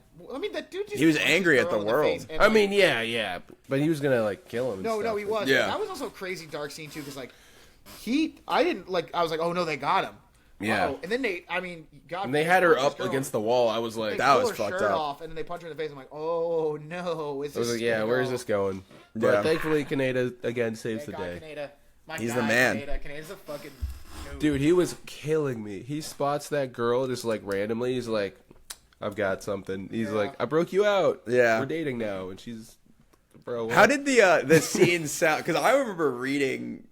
Well, obviously I'm reading the English subtitles, but when he first breaks her out and she like sneaks off and like gets behind the truck, and he's like, "No, you don't even give me your name, you cold bitch." Yeah. And it plays on the. I don't know if how aggressive it came off in the English versions because like pretty aggressive? it was like pretty like he was very like jokey, like it was trying to come off No, it like didn't very come off so joke. harsh in the Okay, watch, it didn't I was come off so curious, harsh. like the I remember tone seeing they you went talking for. about it. He's like, he kind of gives like, "Come on, you cold bitch! Like, you don't even give me your name." I mean, he still called her a bitch, but like he is Yeah. kind of just like being. He wasn't angry. Yeah. It didn't sound too bad. It makes sense they did a redub because I think like in like stereotypical like I'm an American dubbing over this yeah. like not like this foreign movie. It's like I'm gonna do that kind of yell that they do where they have their feelings. They're like, I never knew that. Da, da, da, da, da, da. Yeah, You're just yeah. like, all right. So it was just kind of like a very yelly movie. Yeah, I can see that. Didn't take away anything, but it makes sense that they went back and they were like, let's yell less. Yeah, I mean, it's still a little yelly. Don't get me wrong. And like, I think the only problem with English dubs of anime, and like especially these movies, because even like some of the Miyazaki films have this problem, where even if the voice actors for like any of the main characters are fine, when they have to overlay like pedestrians, it never sounds right. Because like you can get when it's whatever the original language is, you can get a good murmur where like little bits of dialogue poke through. Like you know what I mean? Like Yeah. what a weirdo. Did you see what she was wearing? But then something about English ones of Japanese, it feels very like rigid. Oh, yeah. Lines. It feels like you Yeah. actually just like stacked MIDI files of like. You know what Oh, I mean? for Like, sure. It's like, it'll They're be all like, kind of the there same she level. goes, hey, watch out! No, get out of my way. What's this guy's problem? Like, you know what I mean? It's like, yeah. it doesn't work quite as well. But that's just kind of a problem. Nitpicky. And it's not. Yeah. Yeah. It has nothing to do with Akira being the one that had a problem that was doing it wrong. No. Yeah. I thought I did some more like research into it, and obviously this is based on the manga. Yeah. I don't know how to say it. And at the time that they released this movie and were writing the movie, there's I think 6 books, and they had gotten through like 4 of them, and they were working with the author to be like write this movie, and he basically it's like this movie is like books 1, 2, and 3, and then like book 6. And that's the story they tell. Oh. And so for like readers, like if you're a fan, you're like, oh shit, like you kind of got to see what you'd read so far, and then you see the ending, and then the author put in like a little bit of the middle there. But obviously there's way more about like the character, like the Ryu the like spy, like the insurgent. Yeah, the guy. And then him working with the like other like the government greedy, official. the That was government the role. official. Yeah, I was a capital. little confused about that. Did I miss something? Like, No. That's That's just how commentary. It's commentary on like Japanese politicians and stuff like that. Because like I know Ryu it's- was like kind of working for this side, but then like then the guy betrays him. I was confused. I was like, I didn't really. Yeah. And also there were 2 old man characters with little mustaches and wispy hair, but they were one was with the government, like the scientist, and the other one was like the politician. I was a little confused. But whatever. I don't know, but it is interesting because Akira is like universally loved, and I kind of compared it to similar to like Game of Thrones in a way, where obviously like they got ahead of the source material. And they worked with George R.R. Martin, and that didn't land. And now he's kind of figuring out how he has to change it all. Versus like Akira, the guy was like, watch this. Drops the movie, everyone's like, oh fuck, that was awesome. And now he gets to like go and write it more in depth, which is really cool. But that last in sequence in general, like I can't get over Tetsuo just kind of walking with the cape on, like just fucking people up for an hour. It felt like on the way to the Olympic Stadium. I was looking at the runtime of the movie before I watched it, and I was like, that's a lot to spend on biker gangs. And then like as it went on, I was like, oh yeah, I actually need I need every minute of this actually. Makes sense.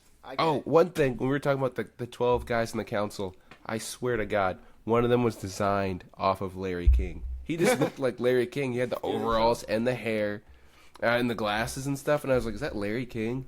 And I don't know if that was a reference to Larry King or not, but that would have been around the same time. Yeah, that's hilarious. But no, if we don't have any other this thoughts. a lot. Good watch, good pick, Eric. Yeah. Good fun. Pick. Hell of a pick, Eric. Hell of a pick. Micah, what do you got? Micah, your pick of the week. I'm a little bit torn. All right. Little bit torn. So are we all going to see him this next week? I don't know if I'll be able to. Well, at least I won't be able to tomorrow, but I will if that's the movie of the week. Okay. For sure. Okay. Take your pick, man. It's your call. Yeah, let's do that. Let's do him. Yeah. It's football season. We got a football horror movie. Perhaps the first one. I'm convincing. I think I'm using the power of peer pressure here. Gonna get Mike out to see it. Yeah, I'm down. I want to see that movie bad, so I'm in. Let's do it. That'll be fun.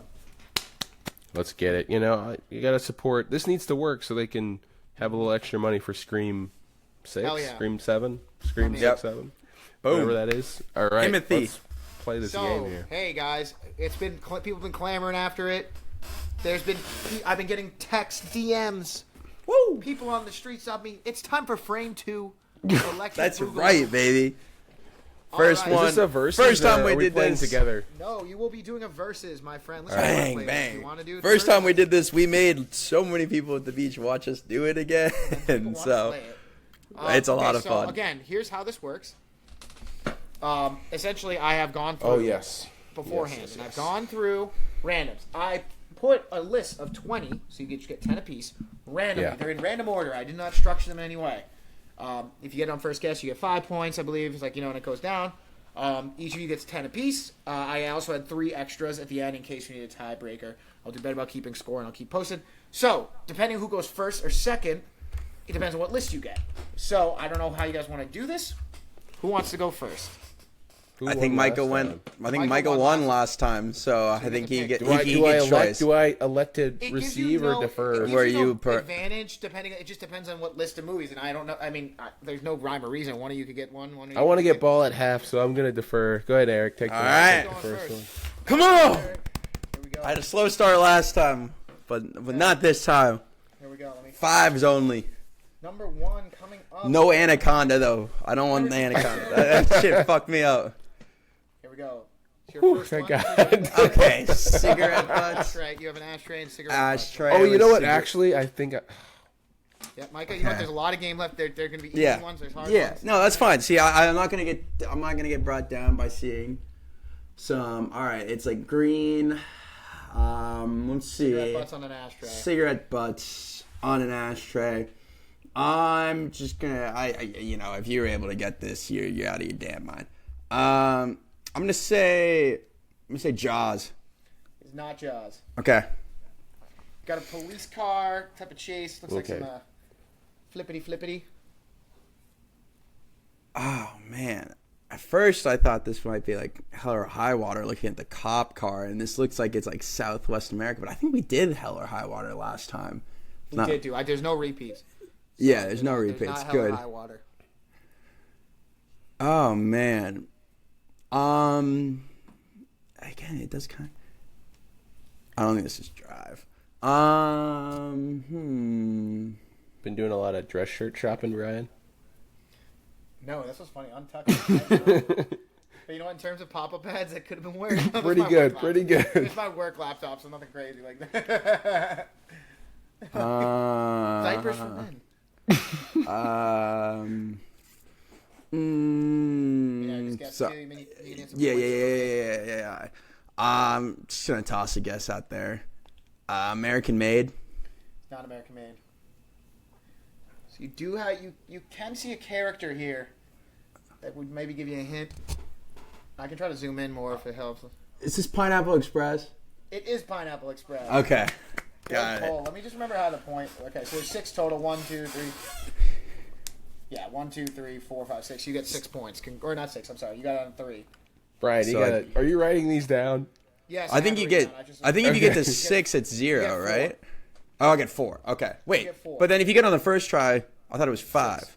Oh, is it 6. 5? Oh, Okay. Do you want to get Okay. 0? Do you want to get 0 if you get it on the last guess, or do you want to get like one last digit point? I feel like it's pretty obvious at that point. So out of 6, I mean, it doesn't really matter. We have to decide now. We have to It just has decide to be now. consistent. Yeah. I mean, like, I feel See, like I it feel- should just be deduct a point for every guess. So 6, You know 5, what? 4, 3, 2, 1, and if you don't get Yeah, it all, I it's feel like 0 that points. works. There you Okay, go. You so got it's 4 4. points. You got 4 points. Yeah. I have Okay. a thing at the top that I'm writing it down, and I will Okay. add it as I go. 4. All right, Micah, you are up now, my man. I was not getting that on 1 or 2. Maybe on No, 2. I thought it was Once Upon a Time in Hollywood from the first one. All right, here So we I was go. like, oh, could it be in the ashtray in his trailer? Micah, your first one. It's a little. It's just a. It's a. Pink It's the sky. It's a tree. It's overcast. Prisoners? It is not Prisoners. That was. I was thinking Prisoners as well. Oh, Old clock. It says 6 o'clock. god damn. Well, hoping for a big third picture. Yeah, you're not getting a ton You can hit here. skip you want, but you might as well throw out a guess. I mean, it just keeps anyway. Is this like Death Race? It's not Death Race. Holy mother. So you have a bridge and a city in the background. I'll give you a hint. That is Pittsburgh. That actually does give you a hint at all, but that is this Pittsburgh skyline. So there's a car driving across. There's a car driving across. No, dude. It's a lot of game to play left. Well, I mean, you can get like, this is an older movie, I guess. Time. Looks overcast, but not as wintry as some movies. So, I mean, this doesn't seem like, the Bruce Willis, was it Die Hard? Is this Die Hard? It is not Die Hard. Ah, fuck me. Oh, it's Bill Murray and a guy. Don't like Bill Murray. Eric knows what it is. Maybe. I don't know. It's Ghostbusters? No. Ah, fuck me. Oh, it's Groundhog Day. It is Groundhog Day. Yeah. Ah, okay. I think the That's 6 points. o'clock played a big Yeah, factor in that. Oh my, yeah, if I'd ever seen Groundhog Day. You got 2 points. All right. I wouldn't have been able to get it by that third picture either. I'm just like it's always Until funny to we look, saw like, Bill Murray. That didn't I look at the like click list for and like me. I try to wonder if like going down depending on who got it, like if it'd be easier for one of you or the other one. It's hard to say. Some of them I'm like, oh damn, that's gonna suck for this person later. Sometimes I'm like, It's all right. oh damn. You never know. So We, that- we gotta gonna stick see and how it move goes. because some I of these trust I my definitely defense. haven't. Yeah. there's a lot of movies. I tried to, but Daniel Jones is apparently God. Here we go. All right, we got a boat There's some We got- vehicles on it. with some those look like dude. Okay. What is on the? I mean, some vehicles on it. This looks like a weird. They're gonna offload the boat, the vehicles. Yeah, I have no idea. I'm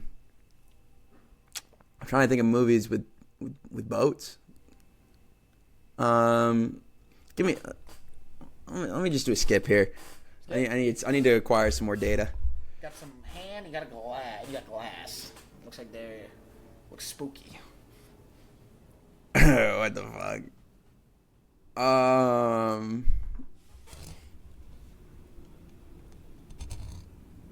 I'm thinking of like a specific scene in one movie. Is this Wanted? Is not wanted. Okay. I got a couple people. Looks like a dusty room of sorts. There's a door. They're looking at it. Oh, what the fuck is this, dude?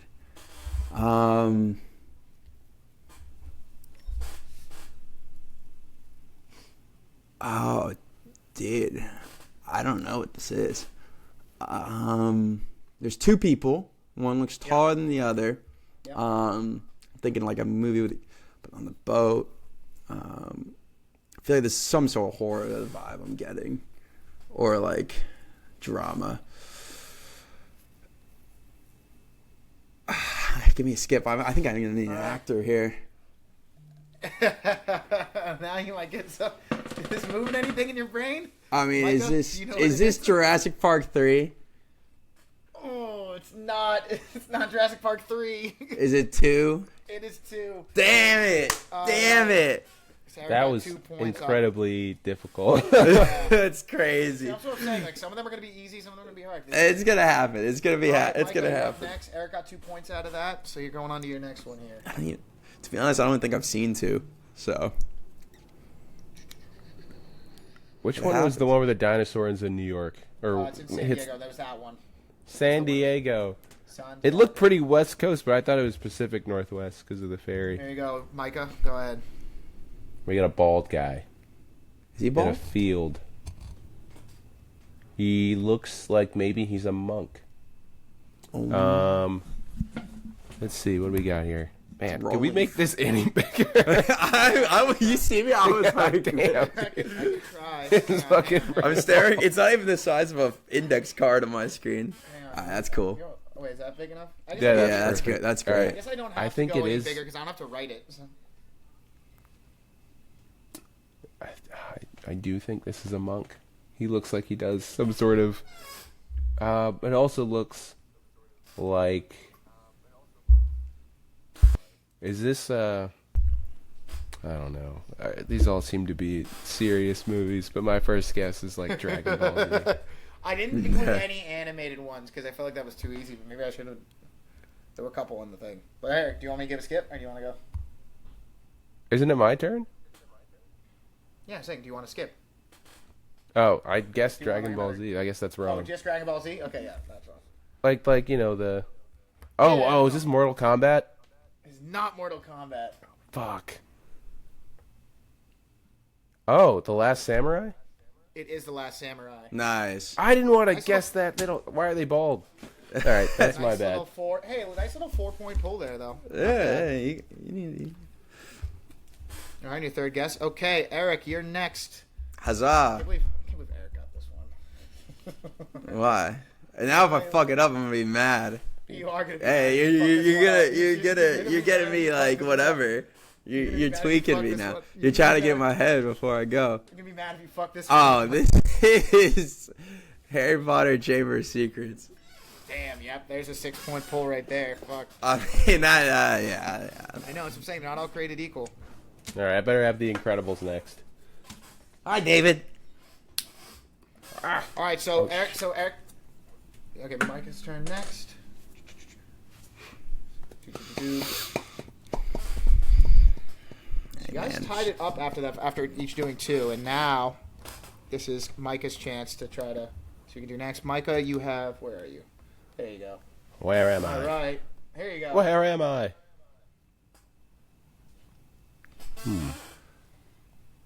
That's an awful lot of icicles. That's an old car. Hey, man, whose turn is it? Yeah. I'm trying to help.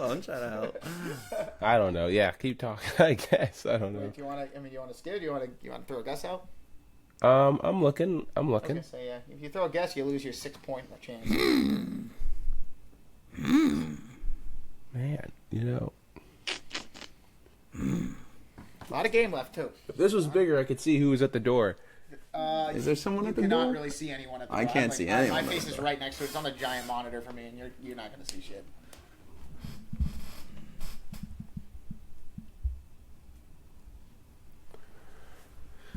Don't really have a guess, but let me just go ahead and guess. What's that movie about the wolf? The gray. No, not the gray. Too old for the gray. I don't know. I guess skip. All right. Just for fairness, it says Magazine Award World Heavyweight Championship. Oh shit! Is this one of the Rockies? God damn it! Is this Rocky? I don't know.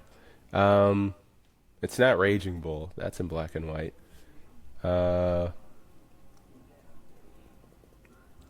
World Heavyweight. I feel like that's a boxing category. That looks like a boxing belt. But it also looks like a funeral. So maybe it's the one where Mr. Creed dies. Like, why is it in flowers? But I don't know which Rocky that is. Oh, no. Oh, no. Micah, your thought process is spot on. So You're right there. You're right spot there. on. Is it the third one? It's not the third one. Is it the second one? Make it. Dude, I don't know. I named the movie, but I don't know which fucking movie it is because I haven't seen any of the Rockies. I guess Rocky 5, 4, 3, 2. I don't know. I'll give you a point for that. It is 4. I'm gonna give you that. So that's a 3. That'll be 3 because you're gonna start throwing numbers, and it obviously wasn't Rocky 5. So I'll give you 3 points for that. Your logic was absolutely correct. So you're right behind All right. Eric now. You're not far behind at all. Only 3 points down going into the next round. Eric. Oh, this one. Oh, fuck me. I actually, you know what, Eric? You might get this one right away. I just don't know. Let's see. Here we go. And also depends on the frames, too. Here we go. You got to Okay. go over to my camera. It's a little, looks like Old camera. This looks like this could be 90s or 2000s the way. What is this? Okay. Taking a selfie. I'm just gonna say, like, I don't know, American Pie. It is not American Pie. Okay. Okay. Old car, or this looks like this is 90s ish, maybe 80s. Like a Mustang. I don't remember. Like, my first thought went to Back to the Future, but I don't think that's what Pontiac, this is. I think, is gold. It's an ugly ass. Yeah, old gold Pontiac. Nah, see, I'm gonna skip. Skip. Yep. Fun fact, that is Brie Larson on the right. And that is the kid from Dead Sea Classified next to her. But Oh, to say I recognize that but that kid. is not what this movie is. Dude, I have no idea what movie this is. That is Brie Larson. All right, this is Forrest Gump. She's not the main character. Yeah, I'm trying to mental this out. So this is probably like mid 2000s. You're right.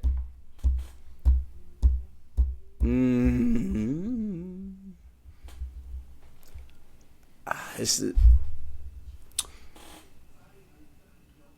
this like? I think this is too late, actually. Like Hot Tub Time Machine. It's not. Okay. Casting child Brie Larson in Hot Tub Time Machine. Oh, it's this fucking movie, dude. I don't know the name of this movie. I know it's Mark Ruffalo and what's her name. I know this is the whole fucking like au revoir, and then he like says some shit back It is there. exactly that movie, yeah.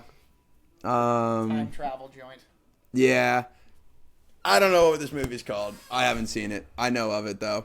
Does So that feel maybe like just venture a guess? I'm gonna probably get yelled at for the guesses I have. Love in Time. No. Yeah, it's her. I don't know. Just give me a point. I don't know. What is this movie called? It's 13 going on 30. 13 going on 30. Yeah, that's tough. A 1-pointer. That's. I mean, I know what this movie is. I've never seen it. Is that 1 or 0? I forget how we want to do this. I think we Yeah, did like one. That's one. You said enough. What did I get for the last one? I feel like though, like got when you 3. know the movie, but okay. No, No, we got 3 because you got it early enough, and you also guessed like enough of them. yeah, you that's different. Just give me a point. Okay. For that. Yeah, I didn't you got the know one. this. Here we I go. had no idea. All right, Micah. Here we go. Here back. How many do we have left? I don't know. Like I gave you guys 10 apiece. Okay. We can start moving. We could go a little quicker if you want. I'm also. Yeah. How about this? 30 seconds. Not like 30 seconds. Yeah, That's crazy. I'll start timing. Yeah. Yeah. I'll make it a little more punchy. Start now. tossing guesses All right, out here we there. go. Micah, first one. There you go. Sicario. Holy shit! Damn, yeah, right off the fucking I saw it too. Like, I was like, Okay, so well, obvious. that's after that round, Micah's taking a lead. We're going to the next round. Eric, Shit. here we go. Alright, I need a Like sixer. I need a sixer. No more 13s If going you're on still 30s. listening to this, shouts out to you because I can't Yeah. imagine what this sounds like. Yeah. Money. Fucking. Is this? I don't know. Is this Eagle Eye? It's not Eagle Eye. It does look like that, Building. Boom, boom. bro. What? Appears to be. Oh, you know They got what? the desert tint on. Dude, no. I mean, no. It's not that movie. I got really mad for a second. I thought it was something else. I mean, now it's the only thing I can think of. Is this Avengers: Age of Ultron? It is. That's what I was it is. thinking, Eric. Okay. I was like, I saw this building blowing up. I'm like, it's in the desert. I know exactly what scene yeah. it is. Oh wow, that second one especially. But then I was like, dude, I'm gonna be so mad if I say that and you guys are like, what the fuck?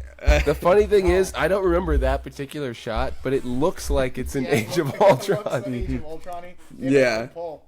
All right, Micah, here you go. Remember, keep in mind these were random in order. I did not set these up to Sicario 2. favor any of you. No, I if it was too similar, I changed that. But yeah, here we go. The Big Lebowski. It is the Big Lebowski. Nice. I only know of one bowling movie. Yeah. I thought that was a weird choice too by them to put that as the first frame. Yeah. Kinda figured they would, like, That's pretty I figured odd. They would do like one of these two to start. Yeah. Or that I was second gonna- one would have That been second one would have diabolical. had me actually Yeah, lost. right?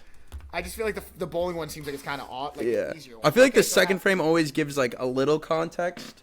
The first one's after always this- just kind of out of nowhere. After this round, Micah is up 3 points, 21-18. But Okay. again, that's very overcomable. Eric, you are Okay. up next.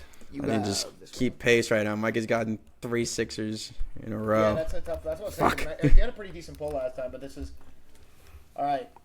It's black and white. Oh fuck Also, me, try to dude. keep it not being obscure. Like I mean, so like if don't think I'm gonna be like, oh, you haven't heard of this one film that no one's ever heard of. No, yeah. Take guesses if you have to. It's a black and white movie. Yeah, dude, I'm gonna be honest. I don't watch a lot of black and white. If this is the one black and white movie from the 2010s, I'm gonna be cooked. Dude, give me a skip. I don't know.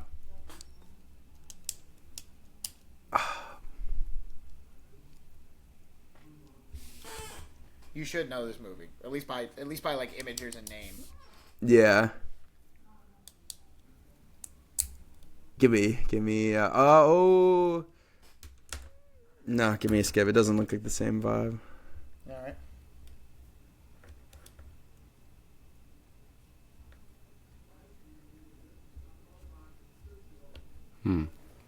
I had an idea. Now I'm way off. Yeah.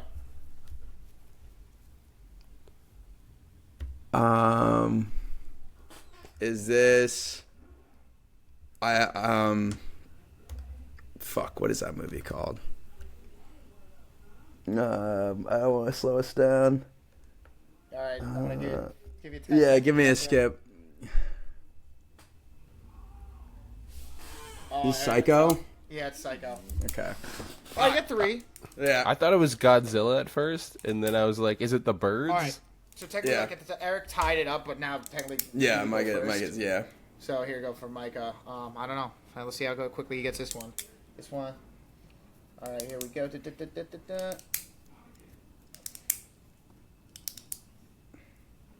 Ooh.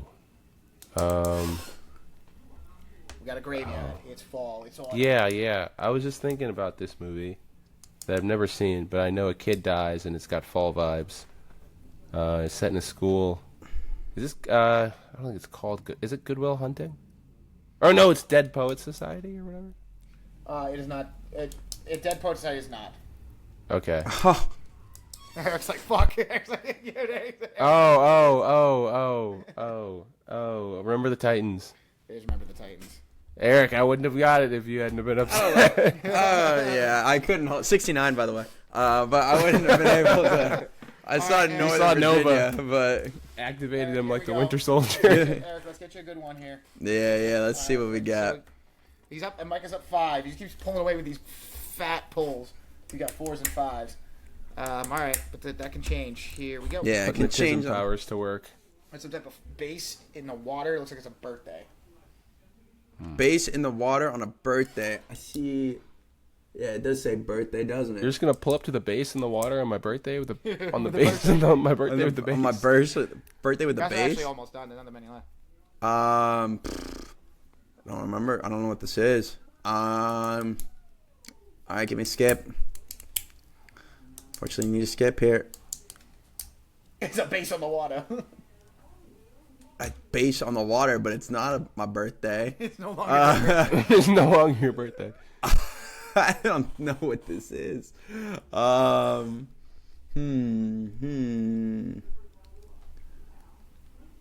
trying to think what sort of movie this could possibly be.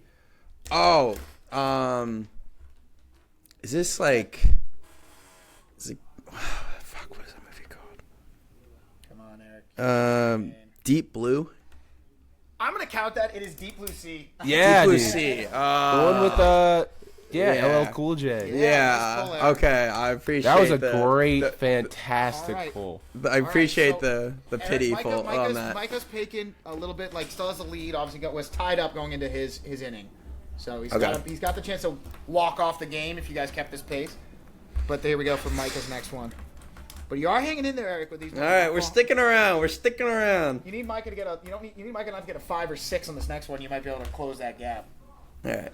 Here we go. 'Cause you I got a need to few shut my left. damn mouth when I know the movie. Yeah. Don't. Oh god. Yeah. I'd be. Here we go. Some type of checkbook or something.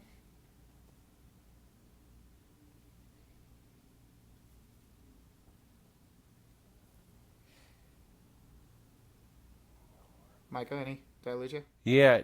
I'm looking. I'm trying to read these. Mom's retirement, home deposit. Retirement, home deposit, eHarmony sign up, Odessa skipping, jury duty fine, piano storage, piano delivery, mom's retirement home. This is kind of like silly. So I'm thinking of a comedy. He's using a checkbook.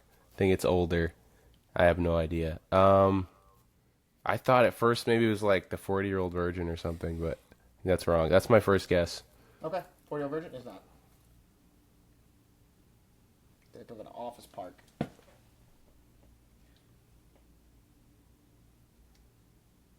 Uh-oh. They fucked up. They put 2 production companies in this frame. You gotta start looking up. Don't look it up. That's cheating. Is this a working man? Is not a working man. Damn. Got a plane. Oh, Catch Me If You Can? It's not Catch Me If You Can. Oh, Kristen Wiig out somewhere. yeah. So it is a comedy. I think probably it's a comedy. She doesn't look like she's getting married or involved in a wedding.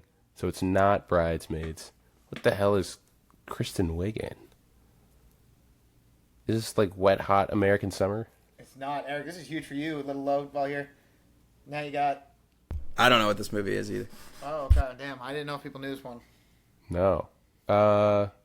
Ben Stiller, Oh wait, I know what this movie is. Kristen Wiig.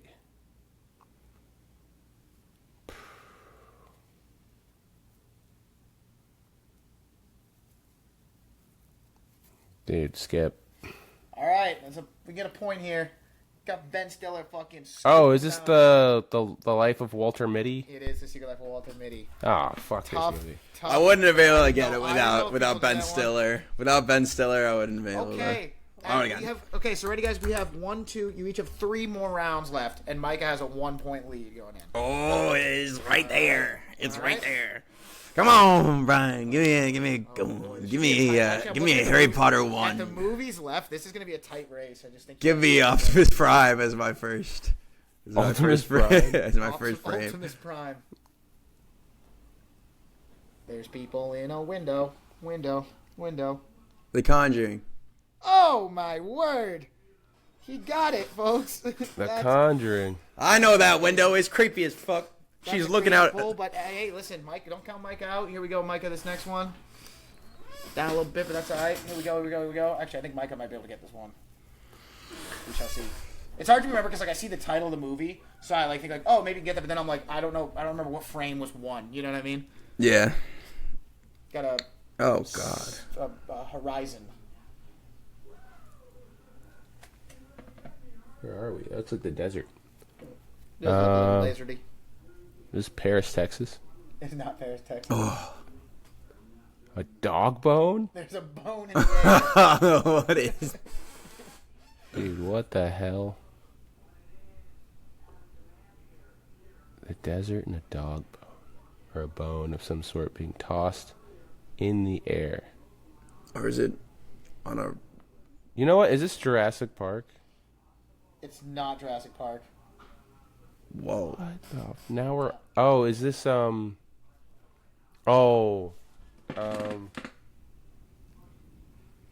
is it? Da, da, Yeah, da, you're right there. You're right there. Give me the guess. da, da. What the fuck is that called? You're right there. That's it. Oh. It's exactly what movie it is, Yeah, Micah. I know. Kubrick. Come on, All right. man. Hey.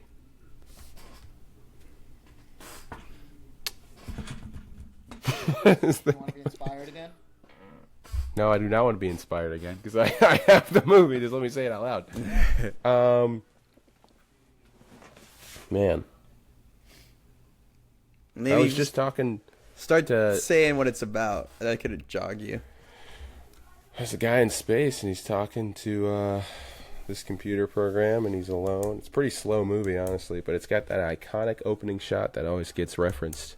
They reference it in The Materialists, and they did a reference to it in Barbie, yeah. Stanley Kubrick's space movie. It's like a space odyssey. It is. Um, There you go. You literally just got it. all right. Yeah. There you go. 2001 Space Odyssey.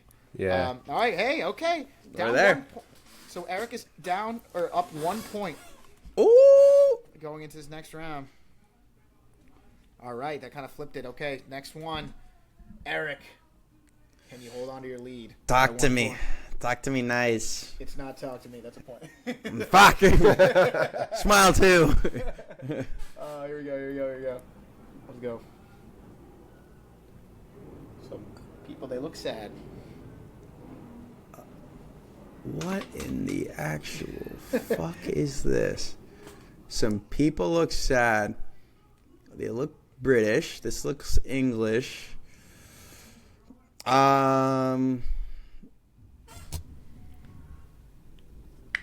I'm gonna say like, nah, it's not that. I'm gonna say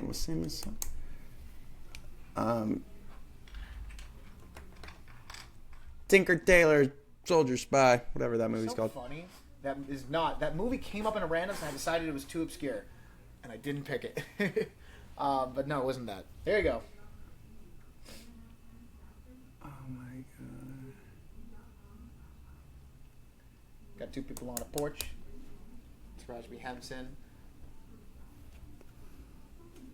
And a man. What's the actress's name? Taraji Henson. Is that considered a hint? What's going on? I don't know what this is, bro. I'm sorry, huh? Fuck. I'm getting competitive. I'm chilling out. I gotta chill out. I don't know. I want to feel. Throw a guess. Say skip. I don't care. Hey, keep moving. Skip. She's got a baby. Ace up, baby. Dude. I might be fucked here. I don't know what this movie is. Uh-oh, Eric. You want to skip again? You want another one? Yeah, Okay. skip. Damn, they really haven't left the house. This is a tough one.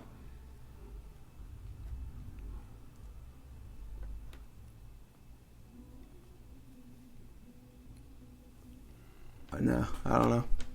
You get a 2-pointer if you get this one here. Oh, fucking. This is Benjamin Button. It is Benjamin Button. Yeah. Damn, tough. Damn. 2 points. Damn.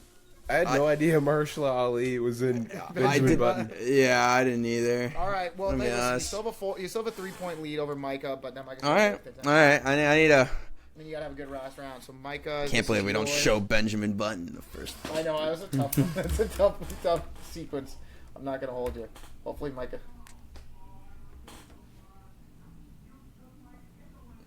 Big city. Ooh. All right, we got a Neon City. Akira. I have 2 movies in my mind, and I think, man, I don't know. I only have 2 in my mind, which they could be wrong. It depends on if this is a real city or not. This looks like vague Singapore vibes because of all the water and the tall buildings, but man, I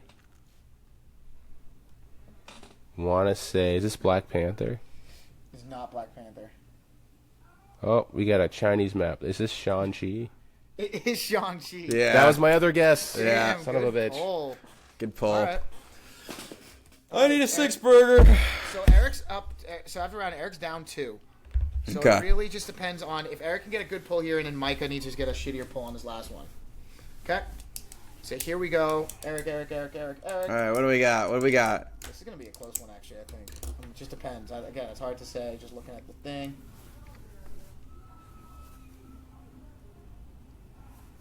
Got a data, a little like a monitor frame. Is this very green, very blocky?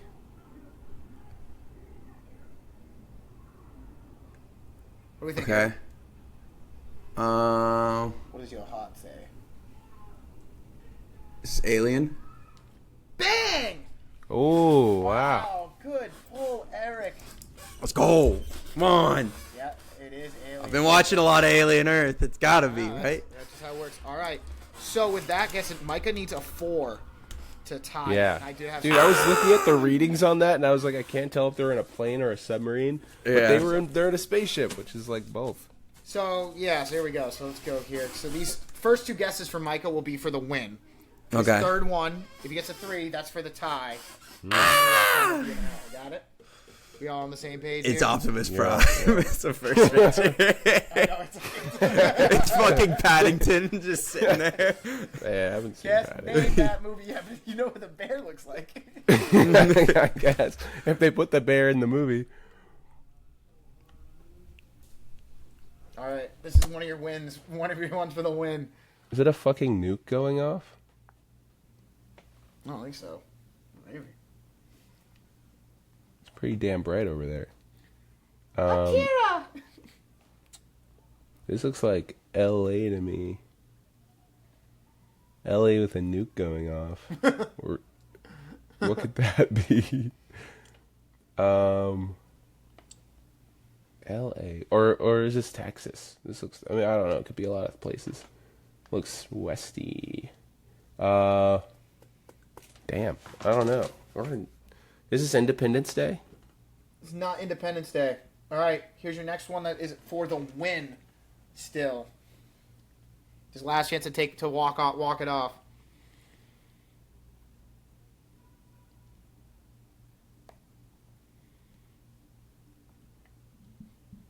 Is that Nicole Kidman? No one's answering. It's not that movie. A man and a woman entering a building. It's like...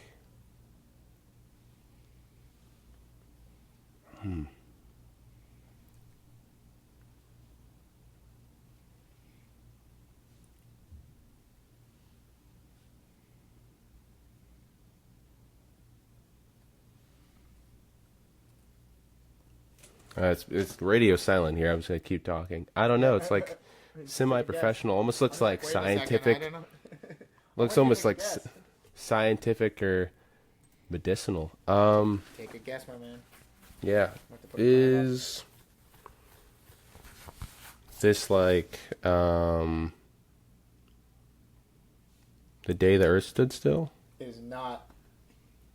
This is to tie now. What the fuck?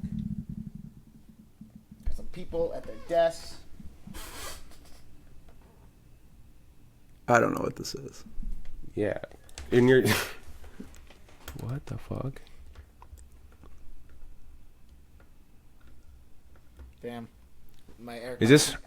Oh. No, it's not that. Not shiny enough.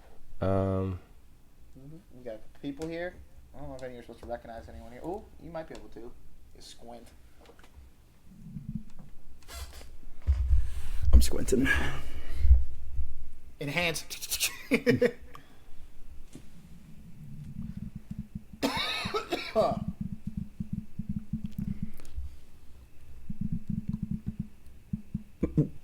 Dude, what the fuck? I guess I'm cooked, because... Damn. Is this the Big Sick? It's not the Big Six, so Eric is going to probably sneak this one out. And Oh, Amy it's a Adams rival? here. It's not a rival either. All right, well. Oh, it is her. Did you have that one on your mind? Oh, I didn't think that's the one I was thinking of, but it didn't look shiny enough. I guess I was wrong. Ah, damn. Yeah. That's tough, Eric. You might have had him for the tie. So, yeah, I had a couple reserves in case it got to that. So, Eric does pull it out by 2 points. Close game. All right, good shit, Eric. GG.